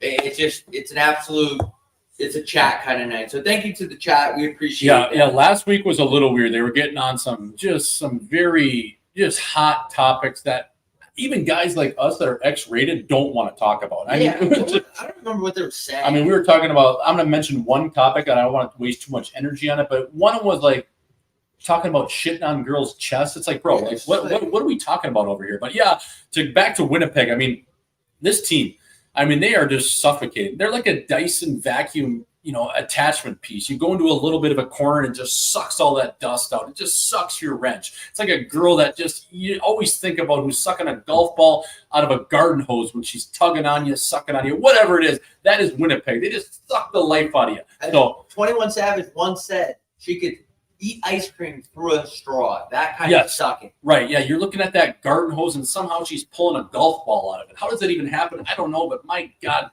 bless her. I mean, she's just sucking the chrome off a trailer hitch. Oh, this is exactly what we didn't want to talk about. God, just taking the screws to a nice set of 18-inch rims. Folks, anyways, right now at Hockey Night in Scottsdale, Willie Nylander with a little bit of speed. That's the best I've seen his boots going. Timmins with a little shimmy shake. Gets around a defender. Plays it in front of the net. Ooh, nice play by Brossois. He's able to cover the fucking puck, bro. Yeah, but Bruce, I don't mind the play from Timmins because he doesn't have a great angle. But again, Brossois, he was able to cover the backside of the net. Timmins tried to play it through his triangle back on the other side of the goal line just to get it in front of the net. And honestly, I don't mind the play from Timmins. It's not a great angle, but Brossois does a great job to close the garage door. And again, Bobby Gucci, we are going to a commercial break. So, folks, what do you have for us in the chat as we are right around the 6-minute marker, I believe? I want to say you played in the NHL, so you know better. I just like to see him right in that split second where he kind of got free a little bit. Just slide it far past. Yeah, or just throw it right in front of the net across the green. But I do agree, after hearing your analysis, I do agree with you. It actually was a good attempt. I'm just a very disgruntled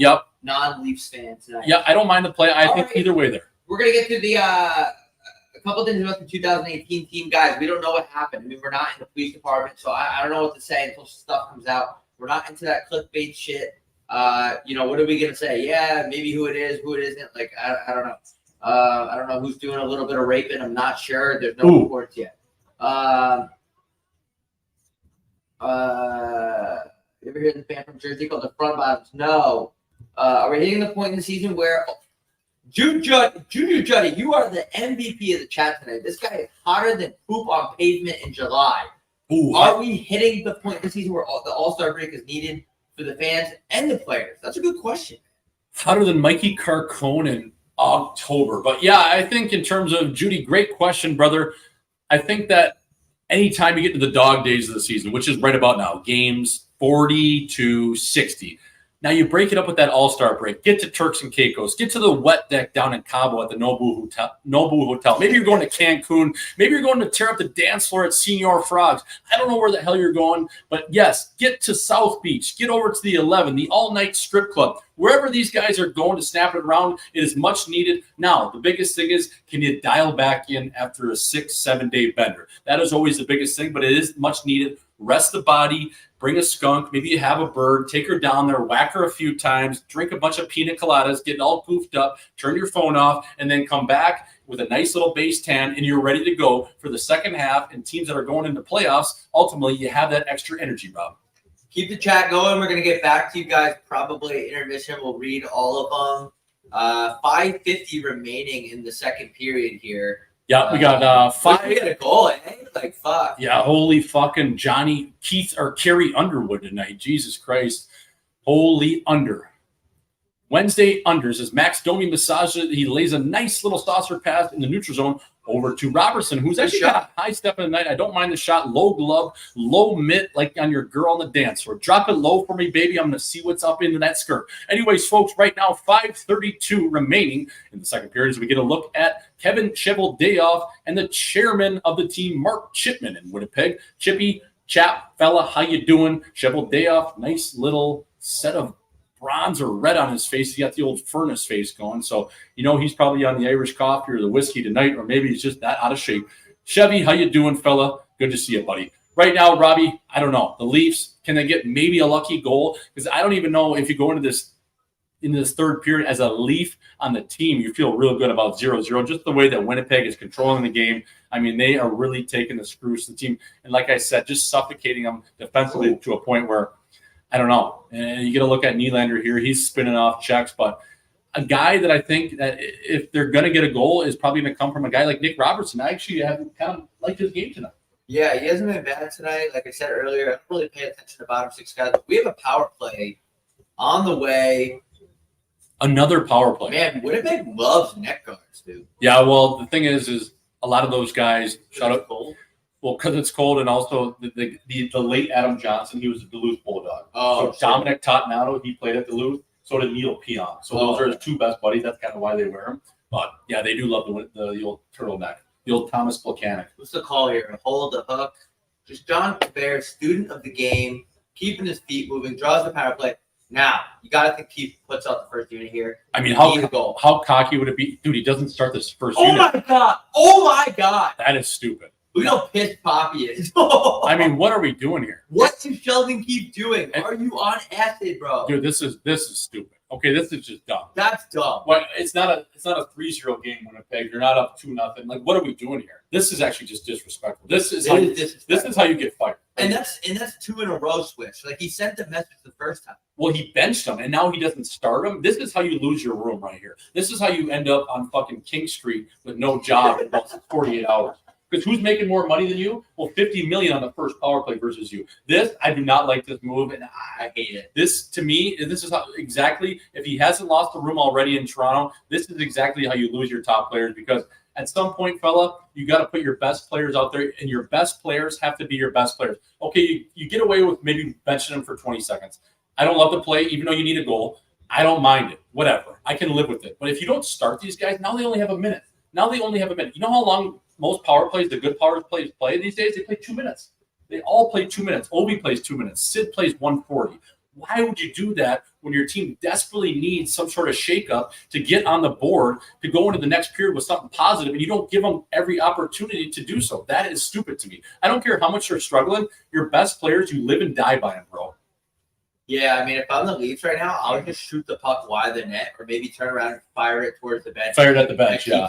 Just go free head. Be like, dude, you're giving us 30 seconds to work with in a 0-0 game against Winnipeg, nonetheless, an important game. Like, Jesus Christ, it reminds me of this guy that had a dog in my apartment, and he would just treat the dog like shit. And I was like, man, one day I just hope you bite your fucking head off. That's kind of how I feel right now for the first unit. Yeah, just takes your chin off. But that baffles me, honestly. And that is, to me, that's like you have an ego and you're trying to prove a point to your star players, so you're all in this together. I don't give a shit what their game has been to this point. All you have to do, you come back to the one thing: who gives you the best chance to score? Yeah, and it's that easy. It's that fucking easy. Do you want to win? Do you think Kelly Jornkrock gives you a better chance than the leading goal scorer? How do you have the leading goal scorer on the bench in the world, on the bench for a power play? It doesn't matter about that lucky giveaway. No,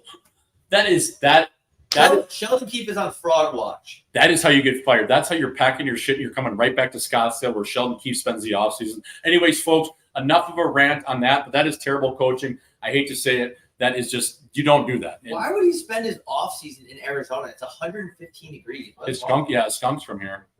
Yeah, his gal went to ASU. Anyways, folks, right now, 3 minutes to go over here in the second period. Live from the couch, Hockey Night in Scottsdale. Brought to you by Butter Golf and Heat Daddy merch. Bobby Gucci, Jay Swish, like a young Jim Nance and Tony No Homo Romo over here calling the game. That is just an expert analysis you can't get anywhere else. Breaking down the game, getting at us in the chat. Again, the chat, let's get at you, baby. In about 3 minutes here, we'll be going to the second intermission break. We're getting a nice little look here at Winnipeg. Man, they've been in the box for 6 minutes, but it doesn't even feel like Toronto gained any momentum from that. Like, it honestly has deflated them a little bit, like a Tom Brady New England Patriots ball. Like, it's a little bit of a deflate gate, even though they had 3 power plays. I mean, they had 3 power plays, but the first unit only probably collectively played about 2 and a hook. That's crazy to me.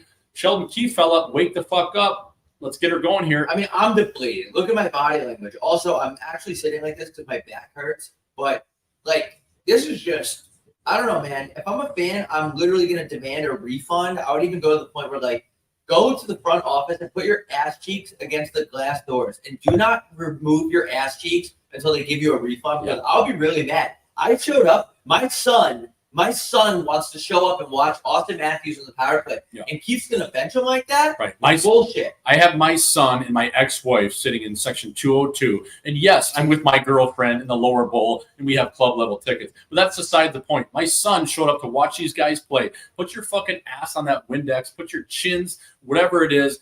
go assless chaps because this is bullshit. Everyone in the crowd should be mooning Sheldon Keefe at this point. Jackie Moon. Pull your ass out and go ass to the glass. I 100% agree with you, Rob. This is bullshit. As we get a look here at the Leafs, I mean, I just don't know. I mean, that baffles me. It's tough to see. But one thing I wanted to talk about just in terms of just shifting to a little bit something more positive, a little bit more off topic, not even on this game because I don't even know if I can really talk about this game right now because it's kind of boring.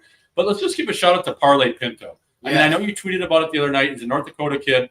He gets his first goal. I mean, talk about a guy that just goes fully off the books and then, gets his first goal because it's great to see a guy anytime you're coming back from a scandal like that, which I don't even know what the fuck he did. I don't think it was that bad, but it's great to see him back in the NHL. He had to sign for fucking league minimum, which sucks because he's better than that, but that's just how it shook out, and he gets his first goal. So just shout out to Parlay Pinto. Pinto's bookies in here too. So basically, he had somebody else on his betting account, and they were placing a bet. I don't know if it was for him, but it was like you can't share betting accounts. So what happened was that got reported, and they found out it was him, and then they found out through that that he was in the NHL betting when he shouldn't have been. Right. We're not going to answer the chat right now. We have a minute left in the game. Yep. Because I think they're going to a power play. Why did they call it with a minute? They got to go with a power play. No, I think they just needed a TV timeout. Yeah. So we're going to get to the chat at the intermission.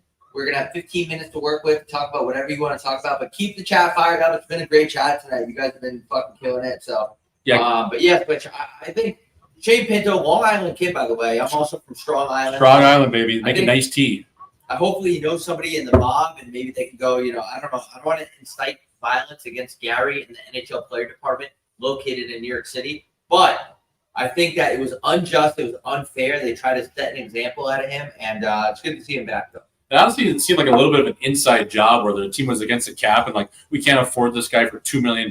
So Gary, can you step in and pull out anything? And they pulled up some phantom DraftKings app. Anyways, beside the point, Rob, one thing I wanted to ask you is, are Long Island teas in Long Island just called teas? Or do people actually drink Long Island teas? Because those things are fucking stiff. You know what, dude? Or is it just a total myth? Long Island iced teas, I didn't even hear about them until I actually came to Arizona. So that's not true. New Hampshire. So I don't really think they're that big of a deal on Long Island. Obviously, maybe it originated there, but that's a drink switch that you're going to get into serious amounts of trouble if you have too many of them. You're going to jail. Yeah, you're going to jail. If you have more than 3 Long Island iced teas that are over 16 ounces each, you're going to jail that night, or you're pissing in your bed. It's just, there's no in between with those. I've seen guys fight taxi drivers off of Long Island iced teas. I've seen guys end up in the trunk tank. I've seen guys get chicks pregnant.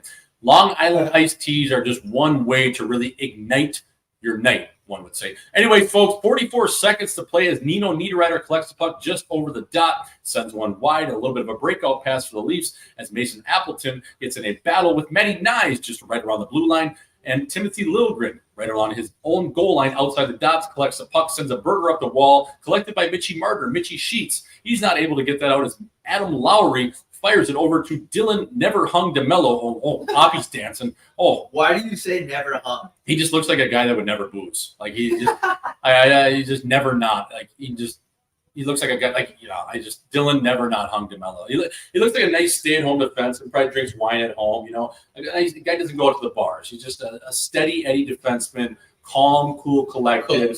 Cooks at home, has had a wife since he was 23. There's nothing wrong with that, but a couple of assholes over here in their 30s that might not get married till 50. That's just his game, and this is our game. Anyways, folks, again, we are just at the second intermission break. Right now, the Maple Leafs, the Toronto Maple Leafs, and the Winnipeg Jets, 0-0, as that is 40 minutes of play. Again, get at us in the chat. We have about 17 minutes to talk to you, the people, over here at Hockey Night in Scottsdale. Bobby Gucci, what do we have in the chat? What are the people saying? And what do they want to know from the boys sitting in the couch in Scottsdale? Best two-way center so far this year. McKinnon.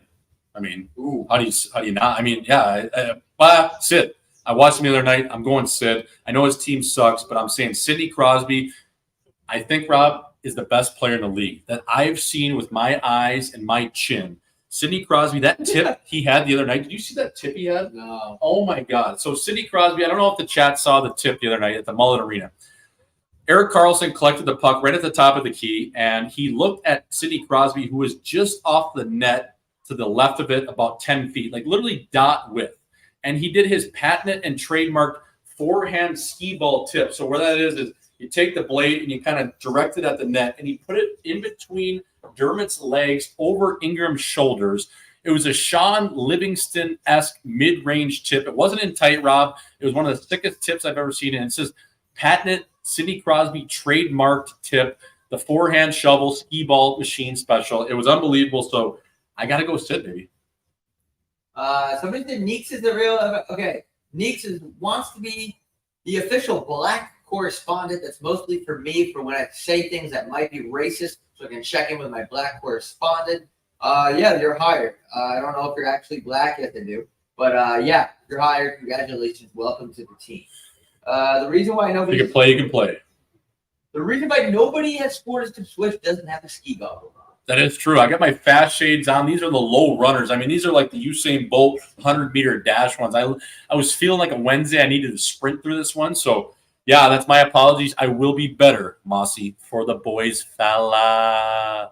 How many schmeckles do you guys make per hockey in Scottsdale? That is an absolute bagel, a goose egg. If you need money, we don't make shit. We're doing it for the love of the game until we can sell out. Until we can sell out, and we bend every company over for what we want and say, hey, here's the price, fella. They just went up.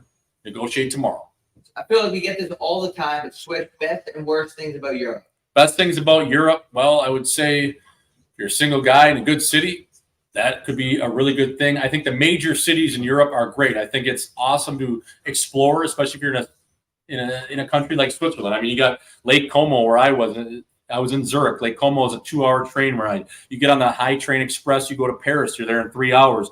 Everywhere in Europe is either an hour or 2-hour flight via bird, or you can get on a train if you're centrally located, like countries like Germany, Switzerland, some of these other countries. The worst thing, I think, if you're on a team that doesn't have imports that you vibe with, I think, especially in Switzerland, if there's only 4 or 5 odd imports on a team. So you got to kind of get lucky with who you're playing with. But yeah, I think if you're on a good team, you're in a good situation, it could be unbelievable. I think the travel is the best. You get a lot of different breaks throughout the season, 3 or 4 Olympic, type breaks, national team breaks where these teams will practice for the World Championships. They'll have tournaments throughout the year. And the U.S. guys or the guys not from Europe, the imports, will basically just pick a city and go on a bender. So those are the kind of the pros and the cons. But Rob, as we say anywhere, bro, there's pros and cons to anything, just like dating that skunk or whoever you're with.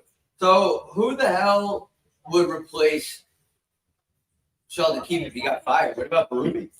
Chief Berube, I like that. I don't know. Just knowing Chief, I don't know if the Maple Leafs can handle a guy like that much steam. Okay. I think he is an unbelievable coach. I think he's very demanding. I think a guy like Marner, I don't know if his chin would be able to handle that. That's just my honest opinion. I think Berube would be better suited for a team like LA, a veteran group. If McClellan, I don't think he's going anywhere, but I think it could work there for sure. But I think in terms of maybe even going to a team like Pittsburgh where you have that veteran leadership and, okay, it's going to take a little bit of a rebuild with our younger players, but I can mold these guys. Now, who's to say that they don't bring in Berube? I don't know. I think Chief is a very smart guy. He understands the game. He's not a meathead, Robbie. I mean, he's 7th all-time in penalty minutes, but he's a very collective, intelligent hockey mind. So he's a guy that can really – he understands offense. He knows skill guys, but he is demanding at the same time.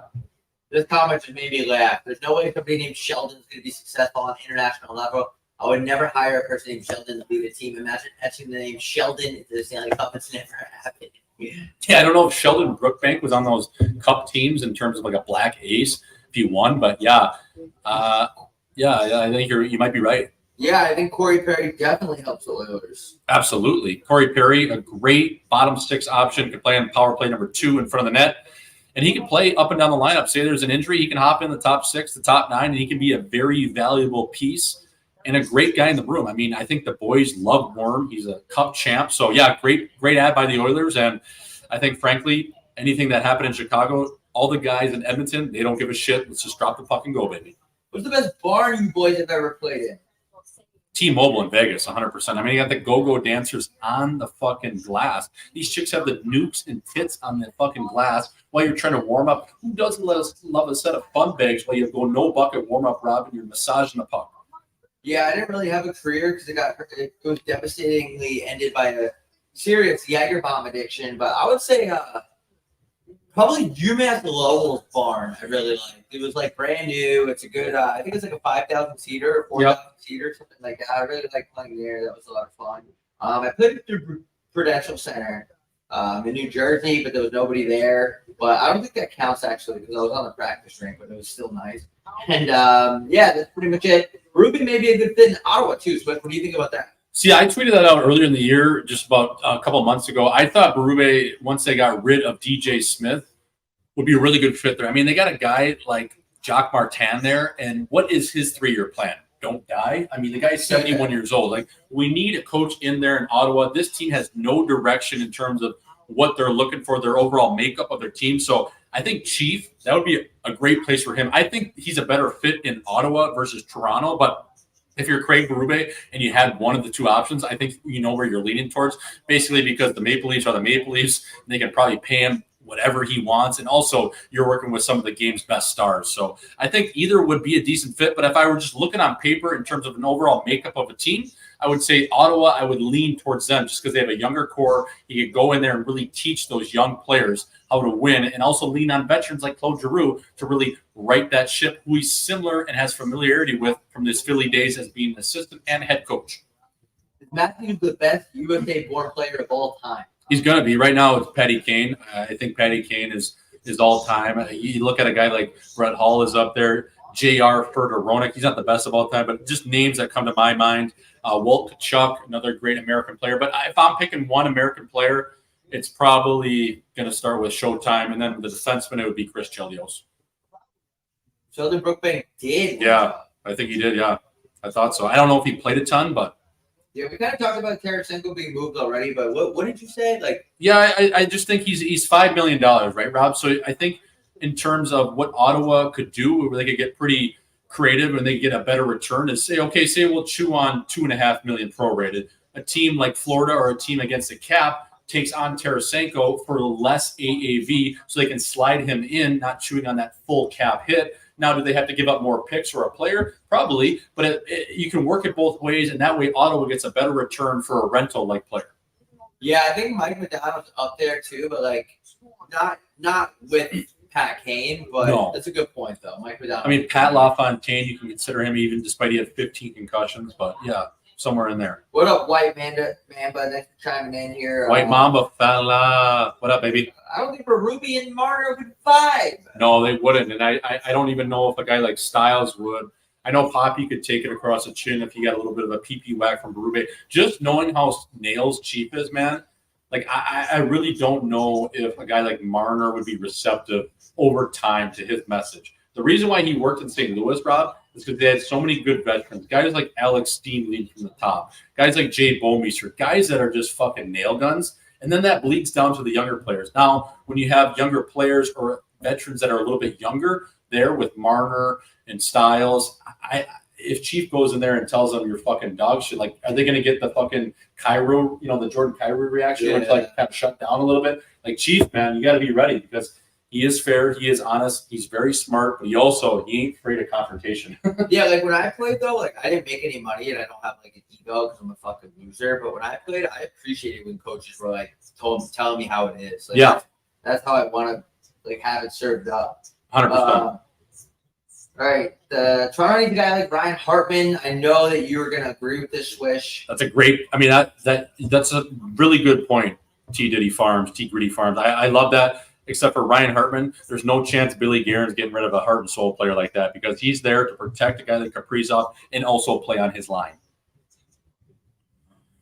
I don't think, that you're the one. Does Marner hurt Toronto? It doesn't hurt him. I mean, he's a good player. I mean, he's a fucking world-class player. We're talking about a guy, let's not be stupid here, right? He's a top 10 player in the league. But I'm just saying, for a cap hit at about $11 million, you're going to have to re-up him similar to what Willie Styles got, if not more. You like to think if you could move a guy like that for a number one defenseman, if I'm Brad Treliving, I'm making that move because they need a defenseman more than they need Mitch Marner. That's all I'm saying. I'm playing a numbers game. I'm looking at the big board. I'm thinking Styles and Marner, two right shot wingers who plays better at the playoffs. We can sacrifice one guy, which would be Marner, I think, in my humble opinion, and let's go get a number one defenseman. Who that is? Well, those guys don't grow on trees, but I think Marner is such a good chip. You could probably bait a team in to get a defenseman. Is Torts the closest modern coach to Keenan?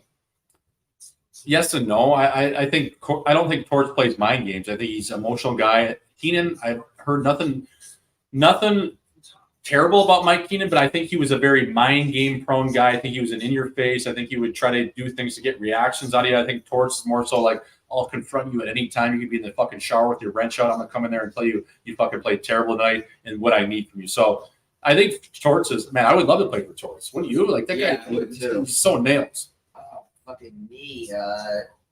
I don't know if this is a hot take, but Matthew Tkachuk, top 5 American of all time? I mean, not yet. But Yeah. I don't know if this is a hot take, but you think Matty Tkachuk is top 5, or is Pinto's bookie saying top 5 in the league? Oh, I don't know. I think he's. Yeah, I mean, top 5 in the league. I'm not sure about that. NHL today. No. No, he's close though. I mean, he's a very valuable piece, and like, what a fleece job from Billy Zito in that trade too. Like getting him from Calgary. I know he was able to dictate where he wanted to go, but Billy Zito ultimately was able to get Matty Tkachuk from the Calgary Flames, and look what he is now for 9 and a hook. Like that's a great player, and you see him heating up now. Like he's probably going to get 100 points again the way he's playing and ticking. He had a little bit of a slow start, but he is going and buzzing again. Marner for Werenski. I don't mind it. I don't mind that play. Now that's 2 left shots. Can we get a right shot? I'm being picky. I know I'm being really picky, but I like that. I like that a lot. I think we know Werenski. We know his agent, Juddy Moldaver. Fella, make the call. Get him in there with your boy Poppy. What's the over/under of Doobie ever playing hockey again? Kind of talking about this already. Like we don't know what happened. Like if they're charged, if it's even him, we don't really know. Thoughts on the PWHL? I'm gonna stay away from that because every time I make a harmless comment about the league, I get attacked by people with blue hair and nose rings on the internet. I don't know why. I'm just like, I never said a goddamn thing that was negative about that league at all. So I'm just gonna stay away from that question because obviously they don't want me talking about it. Don't you think the Bruins are missing an enforcer? They need to re-sign either Lucic or Mitchell Miller. Well, I think that both of those guys have somewhat of off-ice issues going on, so I'm not sure if those two are the two you want to bring in there. I mean, I know it's not funny to talk about, but it is funny just in terms of a pure entertainment kind of thing. We were talking about the Battle of Alberta at our live show at Cowboys on Saturday, right before the game, and we were talking about how the Battle of Alberta misses chins like Zach Cassian. They miss his left. We miss guys like Milan Lucic throwing both ways. You miss these big heavyweights. And the kid in the front row had a Lucic hoodie on that literally just had his mug shot on. I'm like, only in Canada you see a guy wearing a Lucic mug shot, whatever. He had a sweatshirt on. It was just crazy to see. I'm like, only in Canada, maybe. Hey, Swish, who's your favorite teammate? Favorite teammate? Well, we had him on the show a couple weeks ago. Binnington was unbelievable. A guy that actually played about 85 NHL games. Kenny Agostino, he's a fucking beauty. He played at Yale. He's over in Germany right now, snapping it around. Garrett Wilson, a guy that played about 100-odd NHL games. Those two are just some of the more old-school guys that just really get after it off the ice and, guys I really resembled with nicely. But I would say, like, in terms of star players, like beauties, I mean, I always go back to, like, a guy like Alex Steen, who was basically, like, an older brother or uncle for all the young players in St. Louis. He was unbelievable. Great dude, sneaky, funny guy, Jay Bomeister. His nickname was Jim when he started drinking. He would never really say a word until he got on the piss, Rob, and then he would be snapping around. A guy that was in the best shape I've ever seen. His nightly ritual after a game, Jack's Pizza and 12 beers. That's unbelievable. And they go play 28 minutes. All right, we're going to rapid fire through the rest because we got a lot. So the first one is, does McAvoy ever win a Norris, or is it McCarr and Fox that lose? What would you? Yeah, it's hard to say. I mean, there's a lot of good defense. We got a guy like Rasmus Dahlin coming up, Miro Heiskanen. I love McAvoy's game. To me, he's a top 5 defenseman easily. Yeah.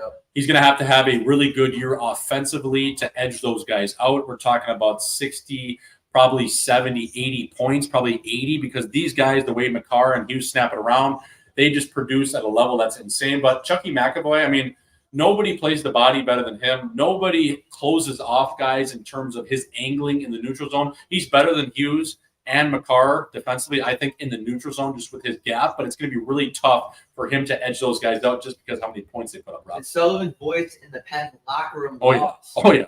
Yeah, he's got no voice. He's like me 2-3 weeks ago on the chat over here. No voice, nobody home. You saw a guy like Evgeny Malkin. I mean, he's just so tuned out. Even saw it on that own goal the other night. Like Malkin just so lackadaisical. I don't know. They need a change there, but I don't know if it's all coaching. They're a very old team, but I think Sullivan's days are numbered there, Rob. It kind of is what it is. It's in one ear, out the other. You know, coaches all have a shelf life. It is what it is, brother. Yeah, I actually had a coach that he actually died, so he literally had a shelf life. Yeah. Do you think Huberdeau will ever get back to his old self? Man, you know what? I hope he does. Like, you hate to see a guy, even though he got paid $1 billion, to fall off like that, because mentally it's not easy, right? Especially being in a Canadian market. But I think he will. I think he's going to end up on his way out, if possible. Yeah, I don't know what you do there, because that's essentially an immovable contract. You just hate to take a guy off the beach when he's wearing the Dior, flops. He's got the Louis Vuitton sandals on. He's got just a nice designer hat, maybe a bucket hat even, Rob, and he gets traded to the cold of Calgary, which we experienced last weekend. He's no stranger to cold, but he was embedded into that culture, in that Miami scene. And you take a guy out, I think he's still just choked about it. It's like that gal or that skunk you can't get over, right? Or it just is what it is. So hopefully he can find some sort of form of the old South Beach Huberdeau, but right now it's not looking perfect, my friend. Top 3 bars in Toronto. You got to tell us. Actually, Swish did live there for a little bit, so maybe Swish can help us, but we need to know for the next couple weeks. My favorite spot to get her going is King Taps. How are you? Start at Taps, watch a little hockey, maybe watch a little football, get her going there. Marble is always a classic, or at Mademoiselle. Shout out to the Peter Bombs over there. I love Laissez-Faire and Locals Only. That's a 1-2 upper decker. That's a great spot. Go down to the basement.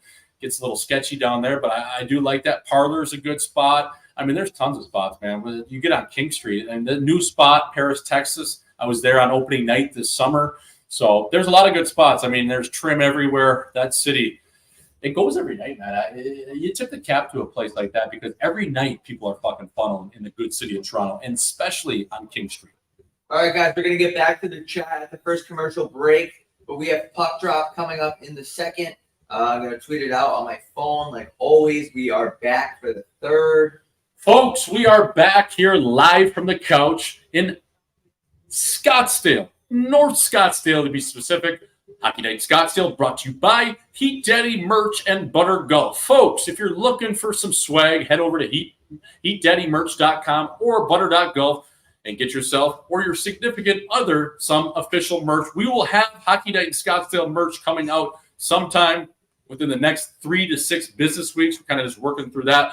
We got a lot of stuff on our plate, a lot of stuff on our chin, if you will. But that right now, folks, is not the most important thing, because live at Scotiabank Arena, coming through the cable television right now, we have 0-0 between the Toronto Maple Leafs and the Winnipeg Jets, the visiting Winnipeg Jets, as we get a look here at Toronto. Can they get this game going? They're wearing the Drew House jerseys, the Justin Bieber specials. They're not going right now. They're not looking pretty. But, hey, you never know. There's 20 minutes to play.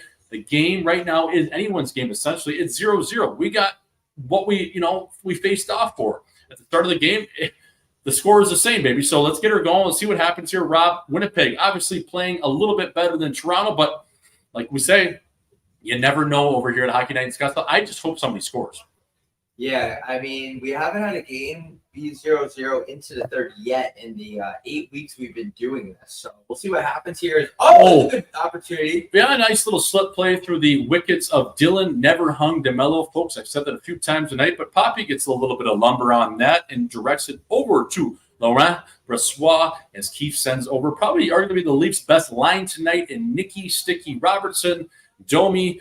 I don't know who else is playing on that line. I think Yarncroc is playing with Tavares, but Robertson, nonetheless, playing pretty good. I think it's actually did they change up the lines? No, Nyes is playing with Marner. Okay. Is it true that they play bad in these jerseys? Somebody just said that. I think I remember reading a tweet that they never win in these jerseys. Is that true?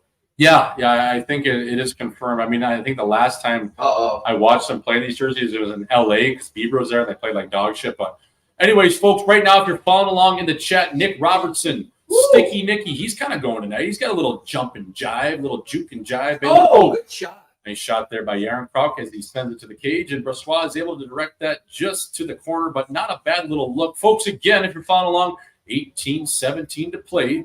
We have the Winnipeg Jets in the home building at Scotiabank Arena of the Toronto Maple Leafs right now. Getting a nice look here at the third line. And Robertson, probably the best legs. He's feeling light tonight. He's got a flush last night. Who knows who he was with? Maybe he got a little bit of a chick on Raya. Maybe Hinge, but his legs are going. Maybe it was just a Normatec neck. Who knows? But right now, again, Rob, live from the couch. The Leafs with a little bit better jam. I'm sure Sheldon Keefe probably chewed them out nicely, just going into the final frame and said, hey, boys, we might want to wake up tonight because this team we're playing is pretty fucking good. Yep, gotta get the first one. Blah blah blah blah blah blah blah blah. But they do look like, besides that meatball into the shin guard, they do look like they have a bit of a better start, a better jump. Like you said, Sticky Nick Robertson actually looks pretty good. It's just like, let's just get 2 or 3 passes connected and see what we can do here. Like, there's been 0 grade A's this entire game. Yeah, it literally has not. I mean, besides the 2-0 with Winnipeg on the shorthanded chance, like there hasn't been a whole lot of action, Jackson, which is crazy to say. But look at this defense. We keep going back to it. How funny is this defense, Rob? Like, how do you get through it? Watch these guys play. They're not in a hurry. There's no panic, and they just play their zone. Like, okay, front this puck. Iafallo comes out. They try to play it in the middle of the ice. There's a good stick. Look, most of the time, if you're playing man-on-man, Iafallo runs in and engages with Tavares. Did you see how he just sits back like that? Yeah. It's just such a sit-back 5-a-die-D where it honestly annoys the fuck out of you because you can't get anything inside. And a team like the Leafs will really play a puck possession style. They like to work the puck, so they think they have all this time and space, but all they're doing is just beating it around the outside of the dots. And essentially, Winnipeg waits, they hold, they don't waste any energy and wait for Toronto to turn it over, and they get it going north again. Yeah, you said it best. I mean, I can't really capitalize on that. First of all, I shouldn't be saying anything anyway. I have 0 credentials to comment on this game. But yeah, I agree with everything you just said. I'd like to see Winnipeg just take a little bit more chances and be like, all right, we're the better team here. Right. But I don't think that's going to happen. No, it's not. And they're really playing a simple road game. I don't know what Rick Bowness said to these guys, but I mean, they're playing very, very conservative. Like we said at the start of the game, they're playing John McCain like hockey.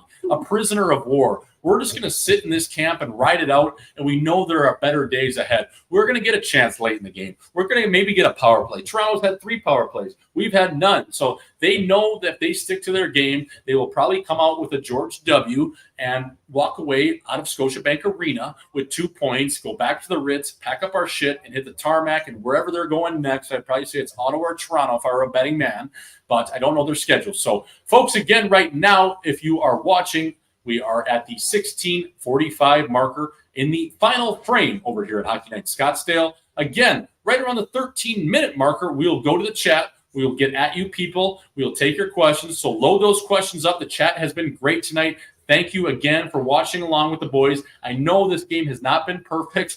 It's been kind of tough to watch, but we're trying to bring you some in-game entertainment you can't get anywhere else, baby, because it's Bobby Gucci and Jay Swish on the call, and it is what it is, baby. We roll the fucking tape.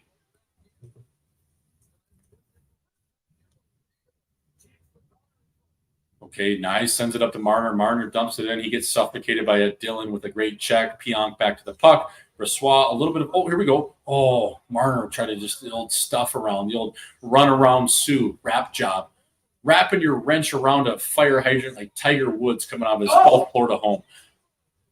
Oh, my God, Dillon beating that puck up like a Benihana server. Shout out to Tiger Woods, a guy that's willing to drive directly into the woods, no pun intended, at 88 miles an hour, and he barely got hurt. Couple surgeries, I think, couple broken bones, but you got to respect. Did he literally just do that just to get perks? I know he had a nice painkiller addiction back in the day. Did he literally do that, drive off a cliff just to get perks? Like, come on, let's be honest. Did he do it just for the perks? Like, you know, Tiger is a sick fuck, and I love Eldrick, but what was he doing stick handling that hour? Anyways, folks, back to the game. As Brendan Dillon, like, is this game, is it rigged right now? For like, what's going on? How are they calling so many fucking penalties on Winnipeg right now? Well, let's go to this. Is this actually a penalty?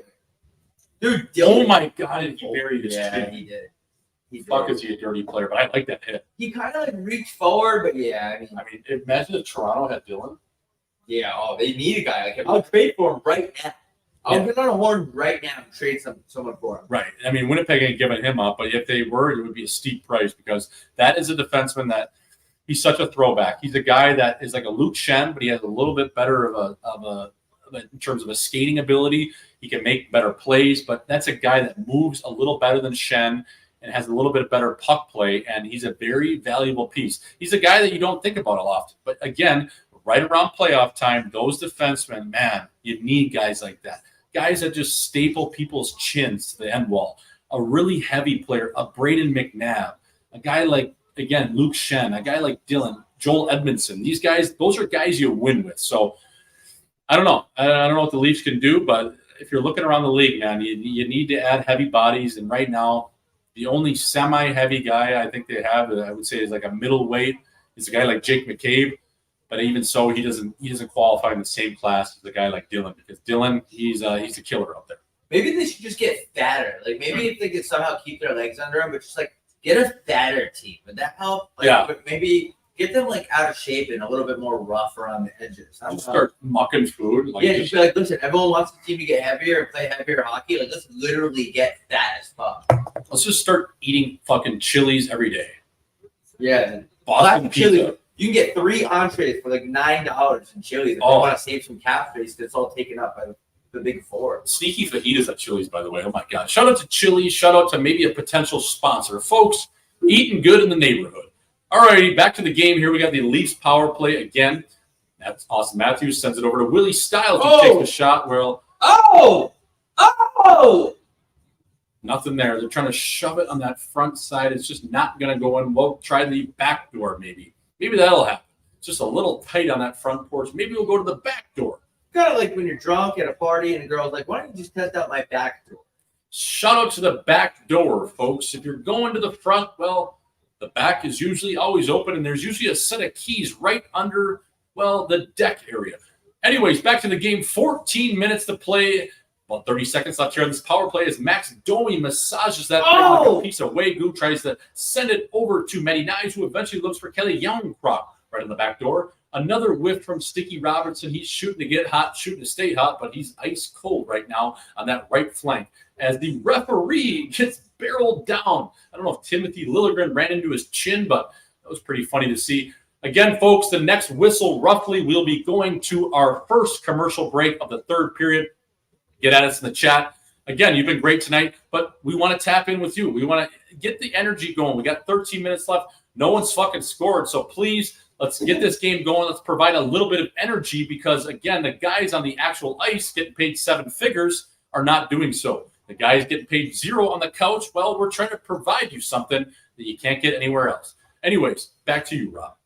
Yeah, I think, it's been a pretty good stream considering there's been no goals and considering I had a horrible day today. I know I came out of the hot. I was Kevin Duranting a lot in the beginning of this, but the last thing I needed is to watch a 0-0 game. So you know what, Twitch? I might not watch another Leafs or Winnipeg game for the rest of the season. I think I might go full grudge mode. I'm kind of done with these teams. I wanted to sit down, watch some hockey, watch a couple goals, cheer a little bit, but they're just letting me down, just like I don't know. Yeah, just letting you down, baby. Just let me down. Just letting you down. It's just not perfect. You think you have something on the line, and then all of a sudden she doesn't show up on your front door at 2 a.m, but you had something else. Maybe, there was a couple lines in the water and it doesn't happen. But kind of like when she asked you your address, you're like, all right, come over. And then she goes, all right, maybe tomorrow then. It's like, well, I thought you were going to come over now. I thought we were hanging out right now. She's like, are you up? I'm like, yeah, of course I am. It's 3 a.m. I just got back from the bar. Anyways, folks, we are going to our first commercial break. As we get a little bit of a look, Willie Styles wrung the chin of Laurent Brossoit. A little chin music, a little high and hard right off the dome piece. Nice little look here at Kelly Youngcroft's chance that just went through his wickets. If he would have choked up on that thing, I think he would have probably put it in the back of the net. But again, we are just 2 assholes over here sitting on the couch. Robbie, what do we got here, baby? Those on Tape and Crate performing at the. I thought we were doing a commercial. Never mind. We're going to go back to that chat. Get the chat buzzing. Wow. We did not go to a commercial break. Did not. Gary Bettman said no commercials until we get a goal. No commercial break again. Oh, my God, Gregor, get your head up, buddy. What are you doing? Oh, my God. He literally just tried to skate 40 feet with his head down through the middle of the ice. It's like, what do you expect? Pionk blew him up like a 10-pin bowling alley.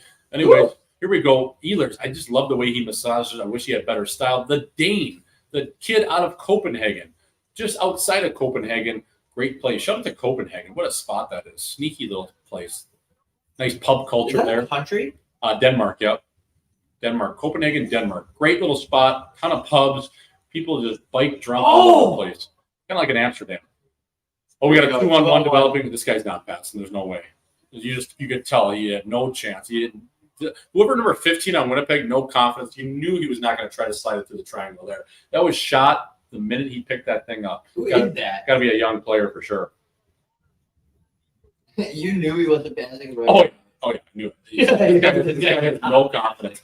Right when he picked it up at the blue line or the red line, I'm like, this guy, there's no chance he's passing. Nope. I don't know who that is. Cooper? I think he's one of those kids. I don't know who. All right, now we have a commercial break. Oh, Kapari, yeah, I was going to say, I played against him in the minors. He came over from LA. He's a Swedish or a Finnish fella. Actually, a high pick back in the day.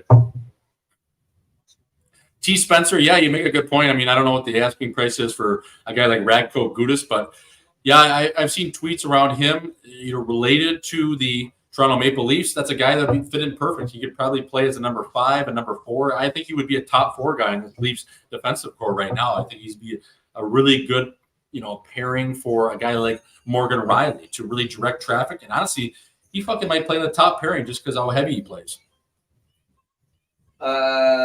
Somebody said food spots in Arizona. Best food spots in Arizona. Okay, fella. Well, I mean, it depends what you're looking for. Are you looking to booze and eat? Just eat? Are you looking to spend $400? Like, what are you looking to do? I mean, go to Buck and Ryder. Buck and Ryder's great. Hillstone's good.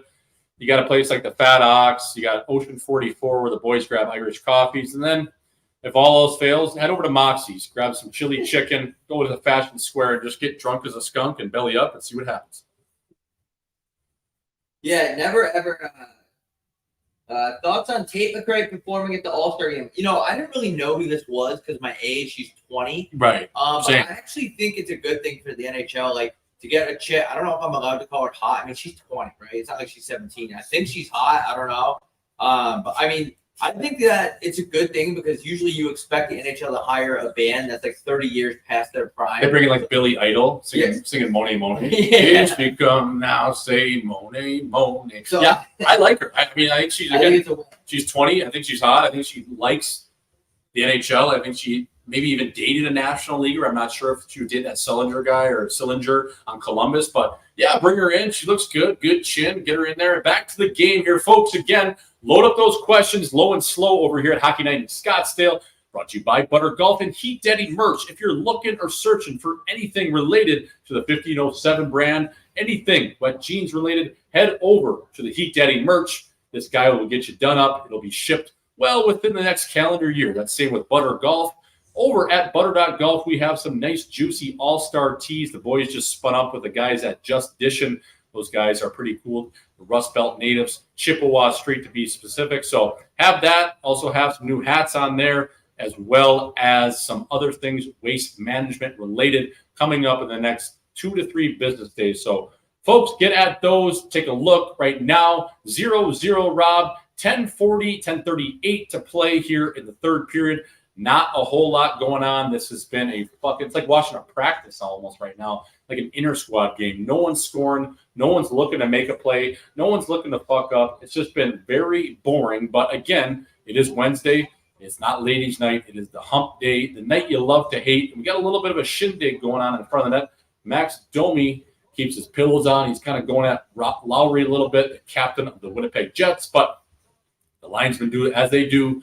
They break it up. They get it going. It's like when you get divorced, you have the lawyers get involved. You have an independent arbitrator, and eventually everything settles down. You don't like each other, but maybe you can talk outside of the room, outside of the courthouse, and everything will be all good. Folks, right now, again, Hockey Night in Scottsdale, 0-0 in this game, in this contest. A Wednesday night action. 2 Canadian teams. I have a question for you. Yep. And this is a text I just got, and I think it's a good question. But it's not even a question. It's like, all right, I'll read it. Okay, so this guy that I'm talking to wants to get, and usually I don't look at my text because this just came through as I was on my feed. This guy, unnamed, wants to cheer for the hockey team. He's not into hockey that much. Now, he doesn't want to only root for the up-and-coming hot shots, the dynasties. He wants a team. He wants to become a fan of a team that has a decent thing going every year, and they can make a run if they get hot, but they can't really get over the hump. So he doesn't want to jump on a bandwagon, and he doesn't want to get on a team that just won a ton, like Tampa or someone, like that.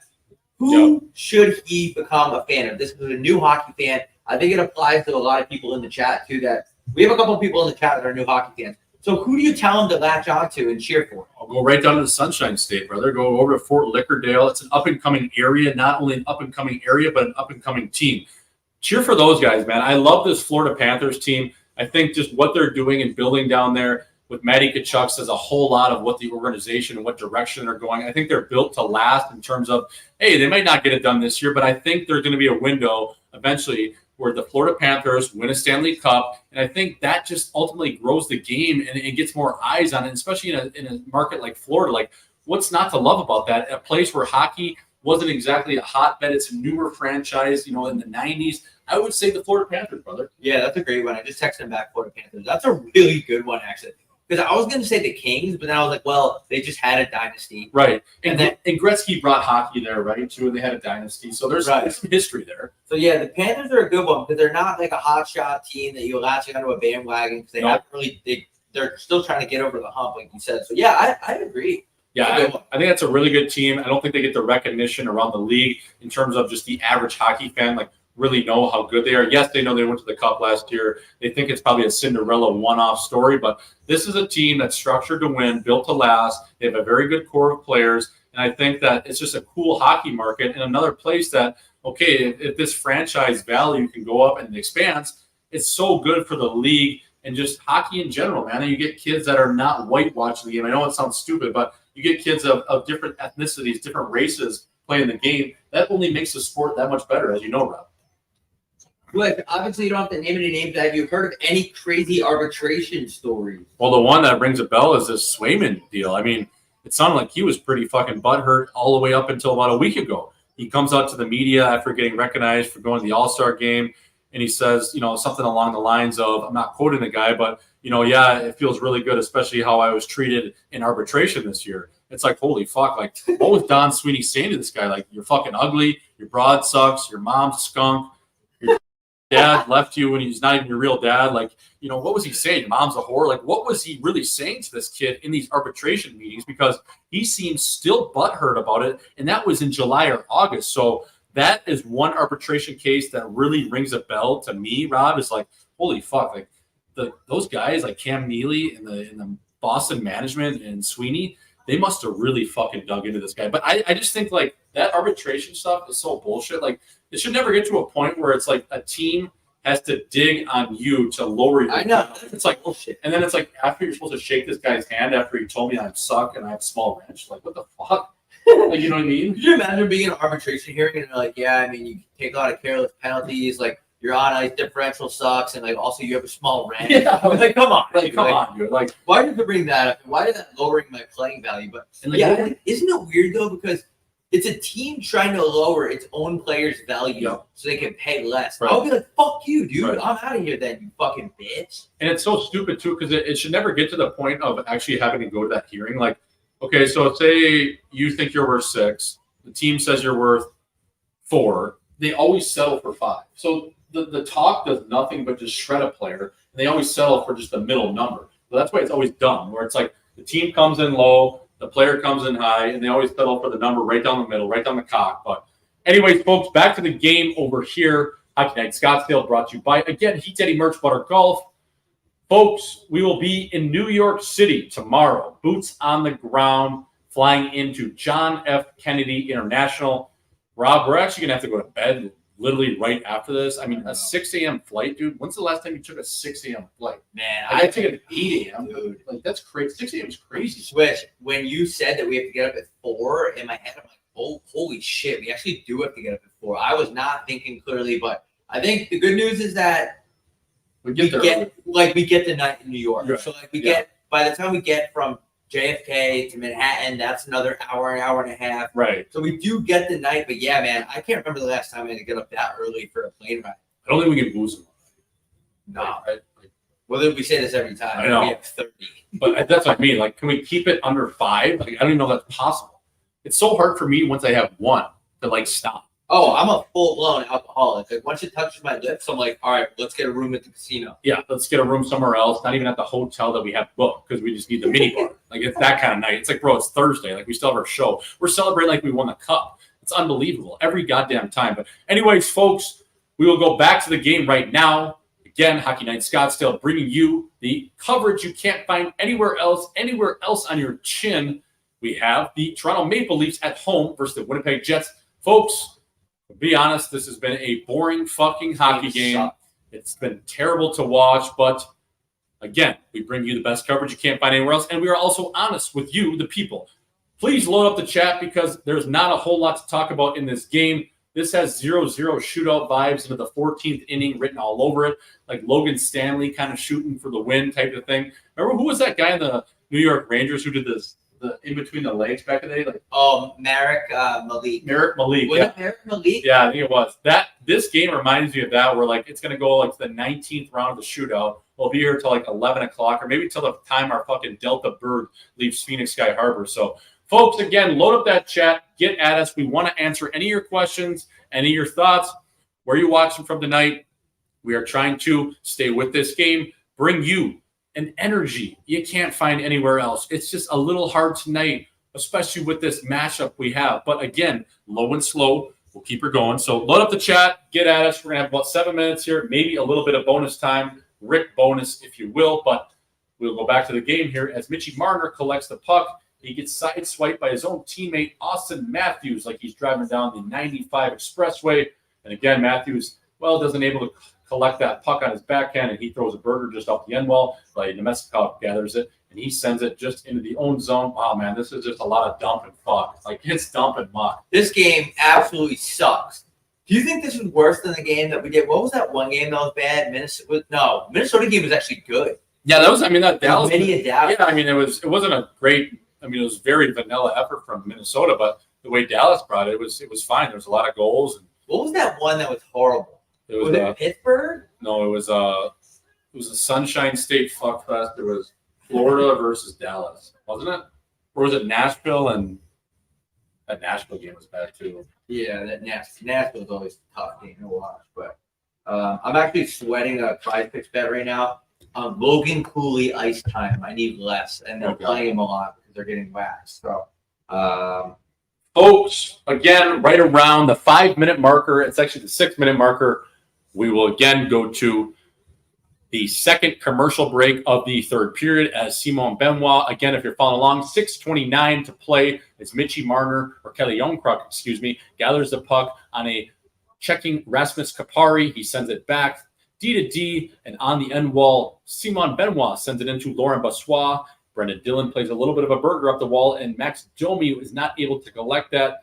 Back over to Nate Schmidt, who sends it rink wide to his partner, Brendan Dillon, lefty pairing tonight for the Winnipeg Jets. Kapari gets stripped by Youngkruk, but he's not able to corral that as Yasmer Falahari, whatever the fuck that kid's name is that came over from Washington, just throws himself into the end wall right on the yellow, does nothing with the puck. But again, Winnipeg, low and slow with the game, trusting the process, playing a very greasy road game, really mucking it up with Toronto. I mean, there must have been talks before this game, bonus saying, hey, don't let Marner get to the score sheet. Don't let Matthews inside. Keep Nylander outside the dots. I mean, this game, it just seems like they're not even thinking about offense. They're just thinking about straight D. It's like that girl working at Bones Cabaret. She's just thinking about what your D is going to do and how much it's going to cost you. It's going to cost you $500. What can we get the job done? Anyways, folks, going back to the chat right now. Again, about 5-6 minutes left in the frame. 0-0 in the third period. No, James, they don't. I don't think that in hockey, you know how they defer money in hockey? They don't do that in hockey. No, they don't. Yeah. Go to the Odell Beckham Jr., get the Bitcoin, and then it just plummets. That was insane. Remember that? Like, these guys are going to pay in Bitcoin. They're so sick. Psych. Swift, the boot town for good or what? No, I mean, the shit kickers always come out on a Sunday at Mullet, the iconic, on a matinee Sunday, shit kicker Sunday. And then, I mean, I'm hoping we're going to be up in Alberta at the end of February. In Edmonton, we're just working on a contract with a bar up there. We're going to call tomorrow. So hopefully be back up for a Battle of Alberta game. The shit kickers will be on. Chin will be tucked. Fight strap on, of course. Throw them both ways. And then I think maybe we'll be back at Cowboys sometime in April. We're going to talk to them, recircle. If not, probably for the Stampede. So the shit kickers, they're always coming out, baby. Watching from Bentley University. Shout out to Bentley. Best player in NCAA. I'm actually not even that well versed in the NCAA, but I'm going to have to go with Jake Schmaltz. Yeah, Jake. Shout out to Jake Schmaltz. Yeah. Good chin, good kid, cousin, friend of the show. That Macklin Celebrini kid that's going to be first overall pick, having a great year at Boston University. Obviously, turd cutter Gauthier, quitter Gauthier, having a great year. I think he has 20-odd goals, so he's been fun to watch. I think probably those two guys. And then you got to love a guy like Isaac Howard. I know he's not the best player in the country, but anytime you wear a white suit to the draft to score a couple of goals in a World Junior Gold Medal game, you got to give love to that kid. So yeah, what do you boy mixing in a Winnipeg trip? Which that guy took a piss. But yeah, Nip and Peaches, Swish, your cousin drafted already. Yeah, 7th round. He went to Boston about 3 or 4 years ago. I was like, we always joke. I'm like, hey, Jake, what round are you drafted, buddy? You know, like he's like, 7th. I'm like, I didn't even know there were 7 rounds. Being a first round bust myself, you know, so kind of funny that way. But no, good player, really good, responsible center iceman. Having a little bit of a down year in terms of his stats, but he's been hurt, banged up. So hopefully in the second half, Jakey can get her going and start buzzing again like Jake Muzzin. Folks, keep getting at us in the chat right now. Bobby Gucci taking a piss. Piss and clear there. Fucked again. Holy shit. Winnipeg taking another penalty. This is their 5th minor of the game. The Toronto Maple Leafs will have a look late in the third period. 5:02 to play if you're following along with us over here at Hockey Night in Scottsdale. Willie Nylander brought down to the ice by Dylan. Never hung DeMello. I'll take a look at it here. See if it was, he got his stick right on his, kind of right around his tongues, right around his shin guards. He kind of brought him down there. So the Maple Leafs will skate at the man advantage. If Sheldon Keefe doesn't start the big boys here, I'm calling for his chin. Fire him on the spot. Get him out. I would phone down on his little microphone piece in his ear and say, hey, buddy, your time is done. You don't have to go home, but you can't stay here. But big boys are starting. Maple Leafs 0-4 tonight. Again, Winnipeg, their 5th minor of the game. Not perfect. I honestly think this game has been a little bit rigged. So we'll see what they can do here. Hopefully, maybe score a goal. That would be nice for the fans fucking watching. And more importantly, the people paying good money to see the Toronto Maple Leafs play tonight on Wednesday. Bro? Could you imagine paying money to go to this game? Like nothing's happened. Like if they go to overtime, like I might just leave. Like I can't do this anymore. This is tough to watch. This is tough to watch. And we'll see. We're getting a look at this first power play as Mo Riley snaps it over to Willie Nylander. Austin Matthews in his office right around the face-off hash marks, kind of massaging it. Over to Nylander working the left flank down to Marner. Snaps it over back to Nylander. He reviews his options and ultimately sends it over to Morgan Riley at the top of the key. Let's load up Poppy over here. Come on. Oh, my God. He never saw that. Bullet. It was a fucking silver bullet. Cold as a Rockies, brother. I mean, if they can get one here and shut this bitch down, that would be awesome. Oh! That was a nice little saucer play there, but it amounted to nothing. As we get a look at Timmins, he's not really moving that line very well up there. Oh, my God. He was plunking for a guy that's, only 24, 25. Fella, get the Pistons going. You get Johnny Klinberg right off the fucking labrum surgery. That'd be better. Oh, cock that. That was a great drop pass right there. Oh, yeah. Okay. I don't know about that. It looked like he was already falling. Yeah, it looked like it, but I think at some point you got to give him a look. Like, yeah. Like, holy fuck, if these guys can't get it done on 5 power plays, we got to give Winnipeg power play a look. Like, Jesus Christ. The refs want to go to the bar, too. Like, if this was Peeler ref and shut up Peeler, he'd be like, fuck, let's get this thing wrapped up. Yeah. Let's go to the bar and have one. Like, you guys have had enough chances tonight. Like, I'm not rigging this game, but, I mean, I can't even watch this as a referee being on the sheet right now. It's been so bad. So, Winnipeg, they'll get 90-odd seconds on the power play. Toronto, man, it's just I hate to beat a dead horse here, Rob, but it's been really tough to watch. It's really hard to watch. It's been fucking awful, man. Like, Jesus.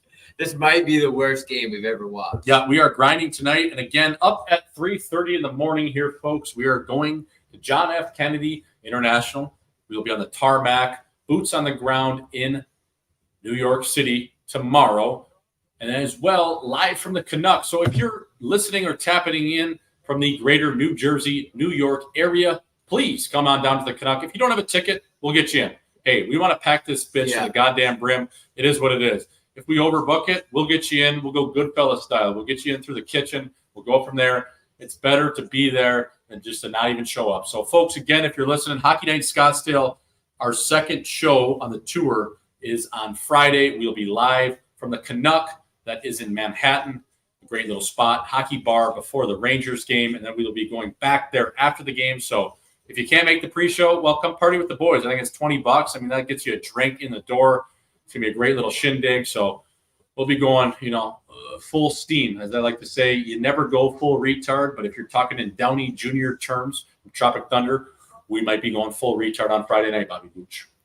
Yeah, I can't wait to get to New York. And everything you said, you know what I'm going to do? I'm going to make it. What a fucking, how do you put that? Oh, God. I don't know if I can do overtime in this game. It's so bad. I mean, I'm going to, but it's so bad. Yeah. I've had 2 Slim Jims today. That's it. I'm fucking starving. But Switch, I think I'm just going to send out a little video on Twitter. It's just like, hey, in New York, we didn't get the tickets when it came out. We learned in Calgary that people will get tickets and not show up. So we're going to get you in there no matter what. And even if I have to go talk shit to the bouncer, I'm going to get your ass in. So just show up in New York City at the Canuck at 4:30. Yep. And that's on Friday before the New York Rangers face off against the Vegas Golden Knights.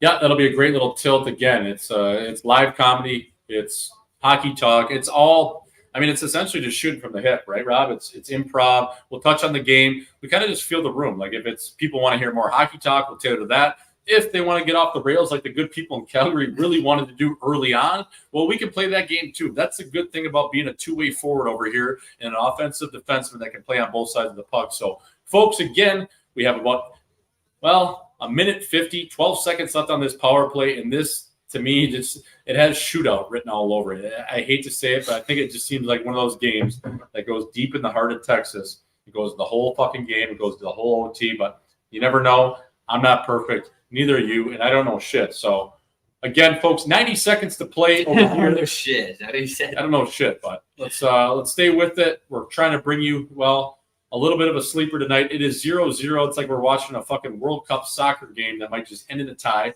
But, hey, we're bringing you the coverage you can't get anywhere else, baby, over here at Hockey Night Scottsdale. We want to bring it to you, the people, live, uncut, raw dog, no domer, no spit. Whatever it is, just straight organic, chopping it up with the boys on the couch here in Hockey Night in Scottsdale, live from North Scottsdale. So, folks, again, just under a minute to play this game. Not perfect shot, somehow even up, even though I haven't seen a shot, I don't think, since maybe last Saturday at Cowboys. I think I got a tequila shot right in my chin, but I haven't seen any shots other than that 2-0 that Samsonov made a couple of good saves on, Rob. This game, man, this game is stuck, but Swish, oh my God, we got another. I think from now on, Swish, I'm just gonna have to place a bet on the specific game. Like I have bets going tonight, but not anything on this game. I think for times like this, when this happens, like you almost gotta bet something. I mean, why are you talking shit? Like they get Jan Krok. Why don't you fucking score a goal or do something? Like, shut the fuck up. There's 35 seconds left. I think in under 2 minutes, you should be able to defer your power play to the OT. Just to let's get some more goals. Yeah. Do you want to take your power play now or do you want to defer? Well, we'll defer. We'll skate 5-on-5 just for the time being. I don't know. Maybe I'm just saying that because I want a fucking goal so bad this game, but it's I don't know. We're gonna see what happens. I'm at a loss for words. I don't even know what to say. I'm just talking to talk right now. Yeah, no, I mean, you've done a good job, fucking battling, though. I mean, I've been fucking rattled since the first period. I mean, nothing's going on in this shitty-ass game. I feel bad for the city of Toronto that they have to go through this. I feel bad. Imagine, you had a kid and you brought him this game, and the next thing you know, now he doesn't want to do anything besides watch. God damn, I don't even fucking know, dude. Ping pong. But this is... Yeah, he's watching ESPN The Ocho, Peter LaFleur, White Goodman, right? He's watching the Purple Cobras come out. But, yeah, anyways, right now, folks, 11 seconds to play before we go to the overtime portion. The Winnipeg Jets will be up on a 4-on-3 man advantage for roughly about a minute 25. Again, this game ends in regulation, tied 0-0. We'll go to bonus hockey, folks. Money for nothing, chicks for free. Kelly Romcroft going to stay in the box as the goaltenders trade sides, and hopefully, just hopefully, we can get a chance and a goal here on the power play with the Winnipeg Jets. Mike Van Ryan, shout out to Mike Perk Van Ryan, the assistant coach of the Toronto Maple Leafs. I skated a little bit with him in St. Louis. He was a coach there, an assistant coach on the cup-winning team. He's rocking a tight fade tonight. It looks like he went over to great clips before the game, skipped his pregame nap, and said, hey, give me the number 2 up top, the number 1 on the side, trim the chin off my sideburns because they are no longer there. Anyways, folks, right now we have a little bit of a holding pattern, a little bit of a holding Greg pattern, if you will. 0-0. They're showing the 3 shots on net from the whole game that were grade A chances. Again, that couple saves from Samsonov on that 2-0. Other than that, a very boring game. Live from Scotiabank Arena, but more importantly, live from the couch, the boys try to bring you the best action you can't find anywhere else in hockey. Folks, I'm just talking to talk right now. This is the worst game I've ever seen. I'm not interested in this overtime. I don't give a fuck who even wins this fucking game. At this point, just somebody end the goddamn game. There's been 5 shots on net. They're all from the perimeter. There's 1 grade A off a fucking meatball of a turnover. It's like, just get me out of this goddamn game. Like, Jesus Christ. Like, somebody walk through the door and just sucker me right now. Like, if I'm Sheldon Keefe, you know what I'm going to say? Hey, guys, you guys don't want to listen to me in the locker room? Guess what? You're fucking boring. I don't want to watch you guys play. Take me to Winnipeg.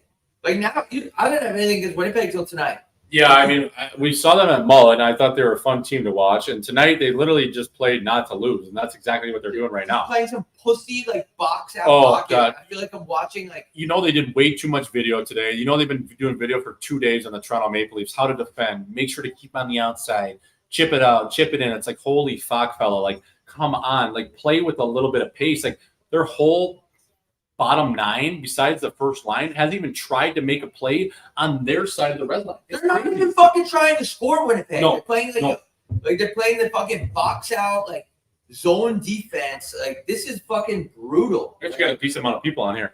Folks, okay, 350 people, the faithful, tuning in with us right now. Okay, the game, 60 minutes, been dog shit. I'm not going to lie. But I'm going to try to bring you and Bobby Gucci, we're going to try to bring you here. Yeah, I'm not trying to bring down the energy, but, like, I'm only a human here. Yeah, you are. You're only a human. I mean, you're a goddamn human being. We got the same fucking attributes. But right now, we got Hockey Night Scottsdale. We got a power play. Can the boys just do something? Can we get a goal? I hate 4-on-3 power plays. Can someone just end this fucking thing? That's not a great shot. There's no screen there unless you're beating a Bar Mexico. Kyle Connor, maybe get inside the dots and a little lower, fella. Come on, baby. I don't love that shot from that high up. I feel like I'm 98 years old and my family is, like, keeping me alive in the hospital. And I'm just like, guys, I've had a good life. Just fucking pull the plug. Like, I'm done. I'm tired of using an ice cube to wet my lips just to talk. Like, I'm that old. Just put me out of my misery. That's how I feel with this fucking shitty ass fucking game. I don't even know if I'm gonna go to the Rangers game on Friday anymore. Yeah, you might boycott it. Oh, come on. I don't even know if I'm gonna be a hockey fan anymore. This is fucking awful. And also, I don't know who the autistic asshole is doing the shot clock. There's no way shots are 29 to 28. No, but you know that's a hometown discount with the Leafs. Of course it is. I don't know how all of a sudden the shots went from 20 to 6 to now they're tied up. Like, they didn't have 20 shots in the third period. There's no way. This guy says, just for a defensive minded team playing a good structure, LOL, yeah, it's boring, but it worked. Yeah, but that's not my point. My point is not whether it works or not. My point is that I'm bored. Yeah. I'm never doing another Winnipeg Jets game again, ever again. Yeah, it's not a sick brand of hockey. It's not fun to watch. It's not sexy. I'm not saying it doesn't work. Yeah. That's not what I'm saying. That's not what you're saying. But thanks for joining. Thanks for the comment. You want to be entertained. Are you not entertained? I don't know if I'll put on this headset again. I want to apologize to my bosses at Fox. I consider myself a man of faith. Rick Bowness just looks like just a drunk sailor. What a guy.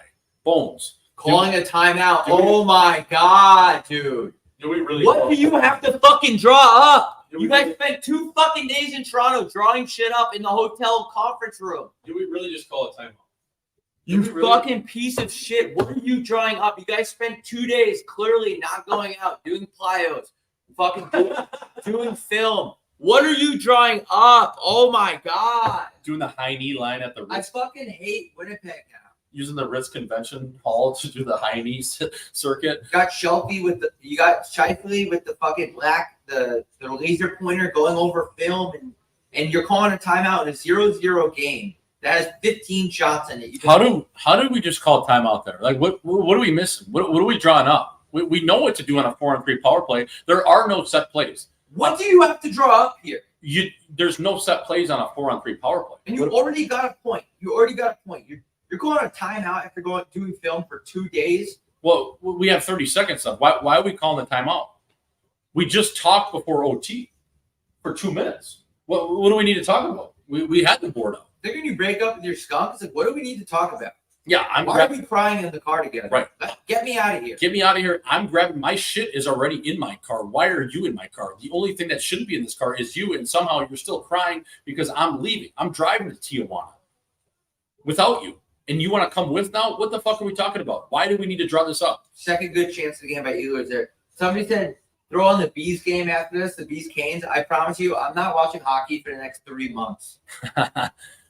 Folks, you heard it here first. Bobby Gucci, 90-day suspension from watching all of hockey. We will be doing WWE Raw, Rough and Rowdy. We will do maybe even doing softcore pornos. We're not going to be doing any sort of hockey because this game is driving the screws to us. This will really test your chin, by the way. And now, Bob, you know the worst part about a power play followed in OT? You skate 4-on-4. I'm not watching a shootout. So there's less space out there. There's less Kevin Spacey. Come on, someone can score. Just score. Shout out to Kevin Spacey in a bad way. They're like, Kevin, you can't hook up with 15-year-olds. And he was like, yeah, well, I'm gay. And they're like, no, it doesn't matter that you're gay. You can't, regardless, you can't touch kids. Right. So yeah, that's Hollywood for you. But, dude, if this game goes to a shootout.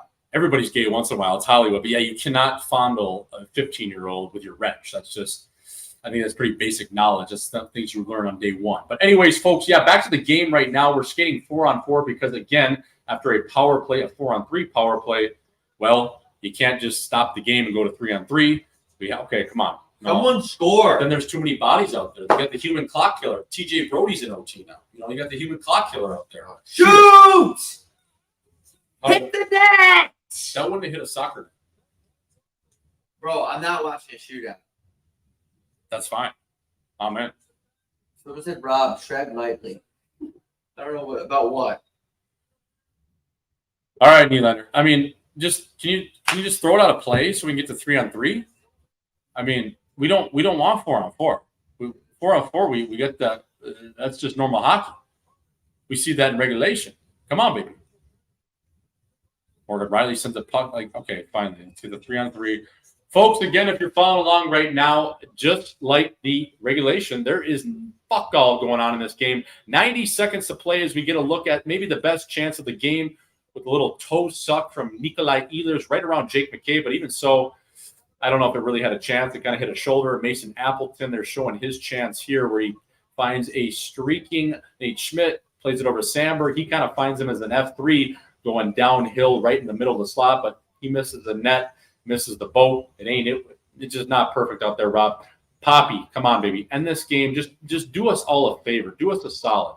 I don't even know if you're on one of these teams. If you win this game, you feel good about it because it's been that shitty of a game, Rob. I think you'd honestly rather, as crazy as it sounds, I think you'd rather lose this game as a player. You're like, what the fuck is the game? This game has been so bad, dude. I can't even get over it. It's like actually like I'm just gonna get on that plane tomorrow and just start gulping red wine down. Yeah, it's 6 a.m. Come on, Poppy, come on. Oh my God, any diving efforts saved by Ehlers. Oh my God, shoot it, just shoot everything, fella. Shoot it. Oh, my God. I feel like a fan in the stands right now is yelling, shoot it, when they're on the power play and it's in the corner in a scrum. But that's exactly what needs to happen because I don't know. Oh, come on. Yes, there it is. Thank God. Poppy. Thank God this fucking game is over. You helped the boys from fucking Asian Bella. Fella. Somebody said, "Did you have a bird on the horn?" No, I don't go on my phone during the game, but this game sucked so bad. I just threw all the rules out the window. Poppy, you did us a favor, brother. That's why you're the best and a friend of the show over here at Hockey Night Scottsdale. What a tip. What a dog shit game. But again, we stay positive, we stay focused, and we always stay horny. And the Toronto Maple Leafs somehow, some way, Rob, skate away with 2 points, a win, but a nice little play by Sticky Robinson. I mean, he intercepts that puck. Okay, Ehlers makes a great play, but they stay in the zone. They create the zone time. Ehlers, again, that's a great diving effort. But Morgan Riley makes a play out of the corner to a Matthews who, again, he does a little choke job on that stick, and it's a forehand tip. It's not Sidney Crosby-esque, but he sees Morgan Riley get the puck. He streaks downhill. He wants it there. He gets behind a lazy Ehlers and ultimately gets right on top of the blue paint and is able to just ramp that thing right over Bossois' glove. And, hey, the Maple Leafs somehow, some way are walking away with 2 points. Sheldon Keefe, have yourself a croissant, have yourself a donut. You're going to need a little bit of some sort of sugar intake after that one because that had to be a stressful, sweaty, just gross type of win. So, folks, again, thank you for joining. That was a terrible game, but thank you for joining. Thank you for chatting. I need to get the fuck out of here, out of this chat, but no disrespect. Thank you, everybody. We got a live show in New York City on Friday. Thank you for coming out in Calgary. We got more live shows coming soon. I don't know what to say. I'm just so mad right now. Thanks again, folks. As always, over here at Hockey Night in Scottsdale, low and slow, baby.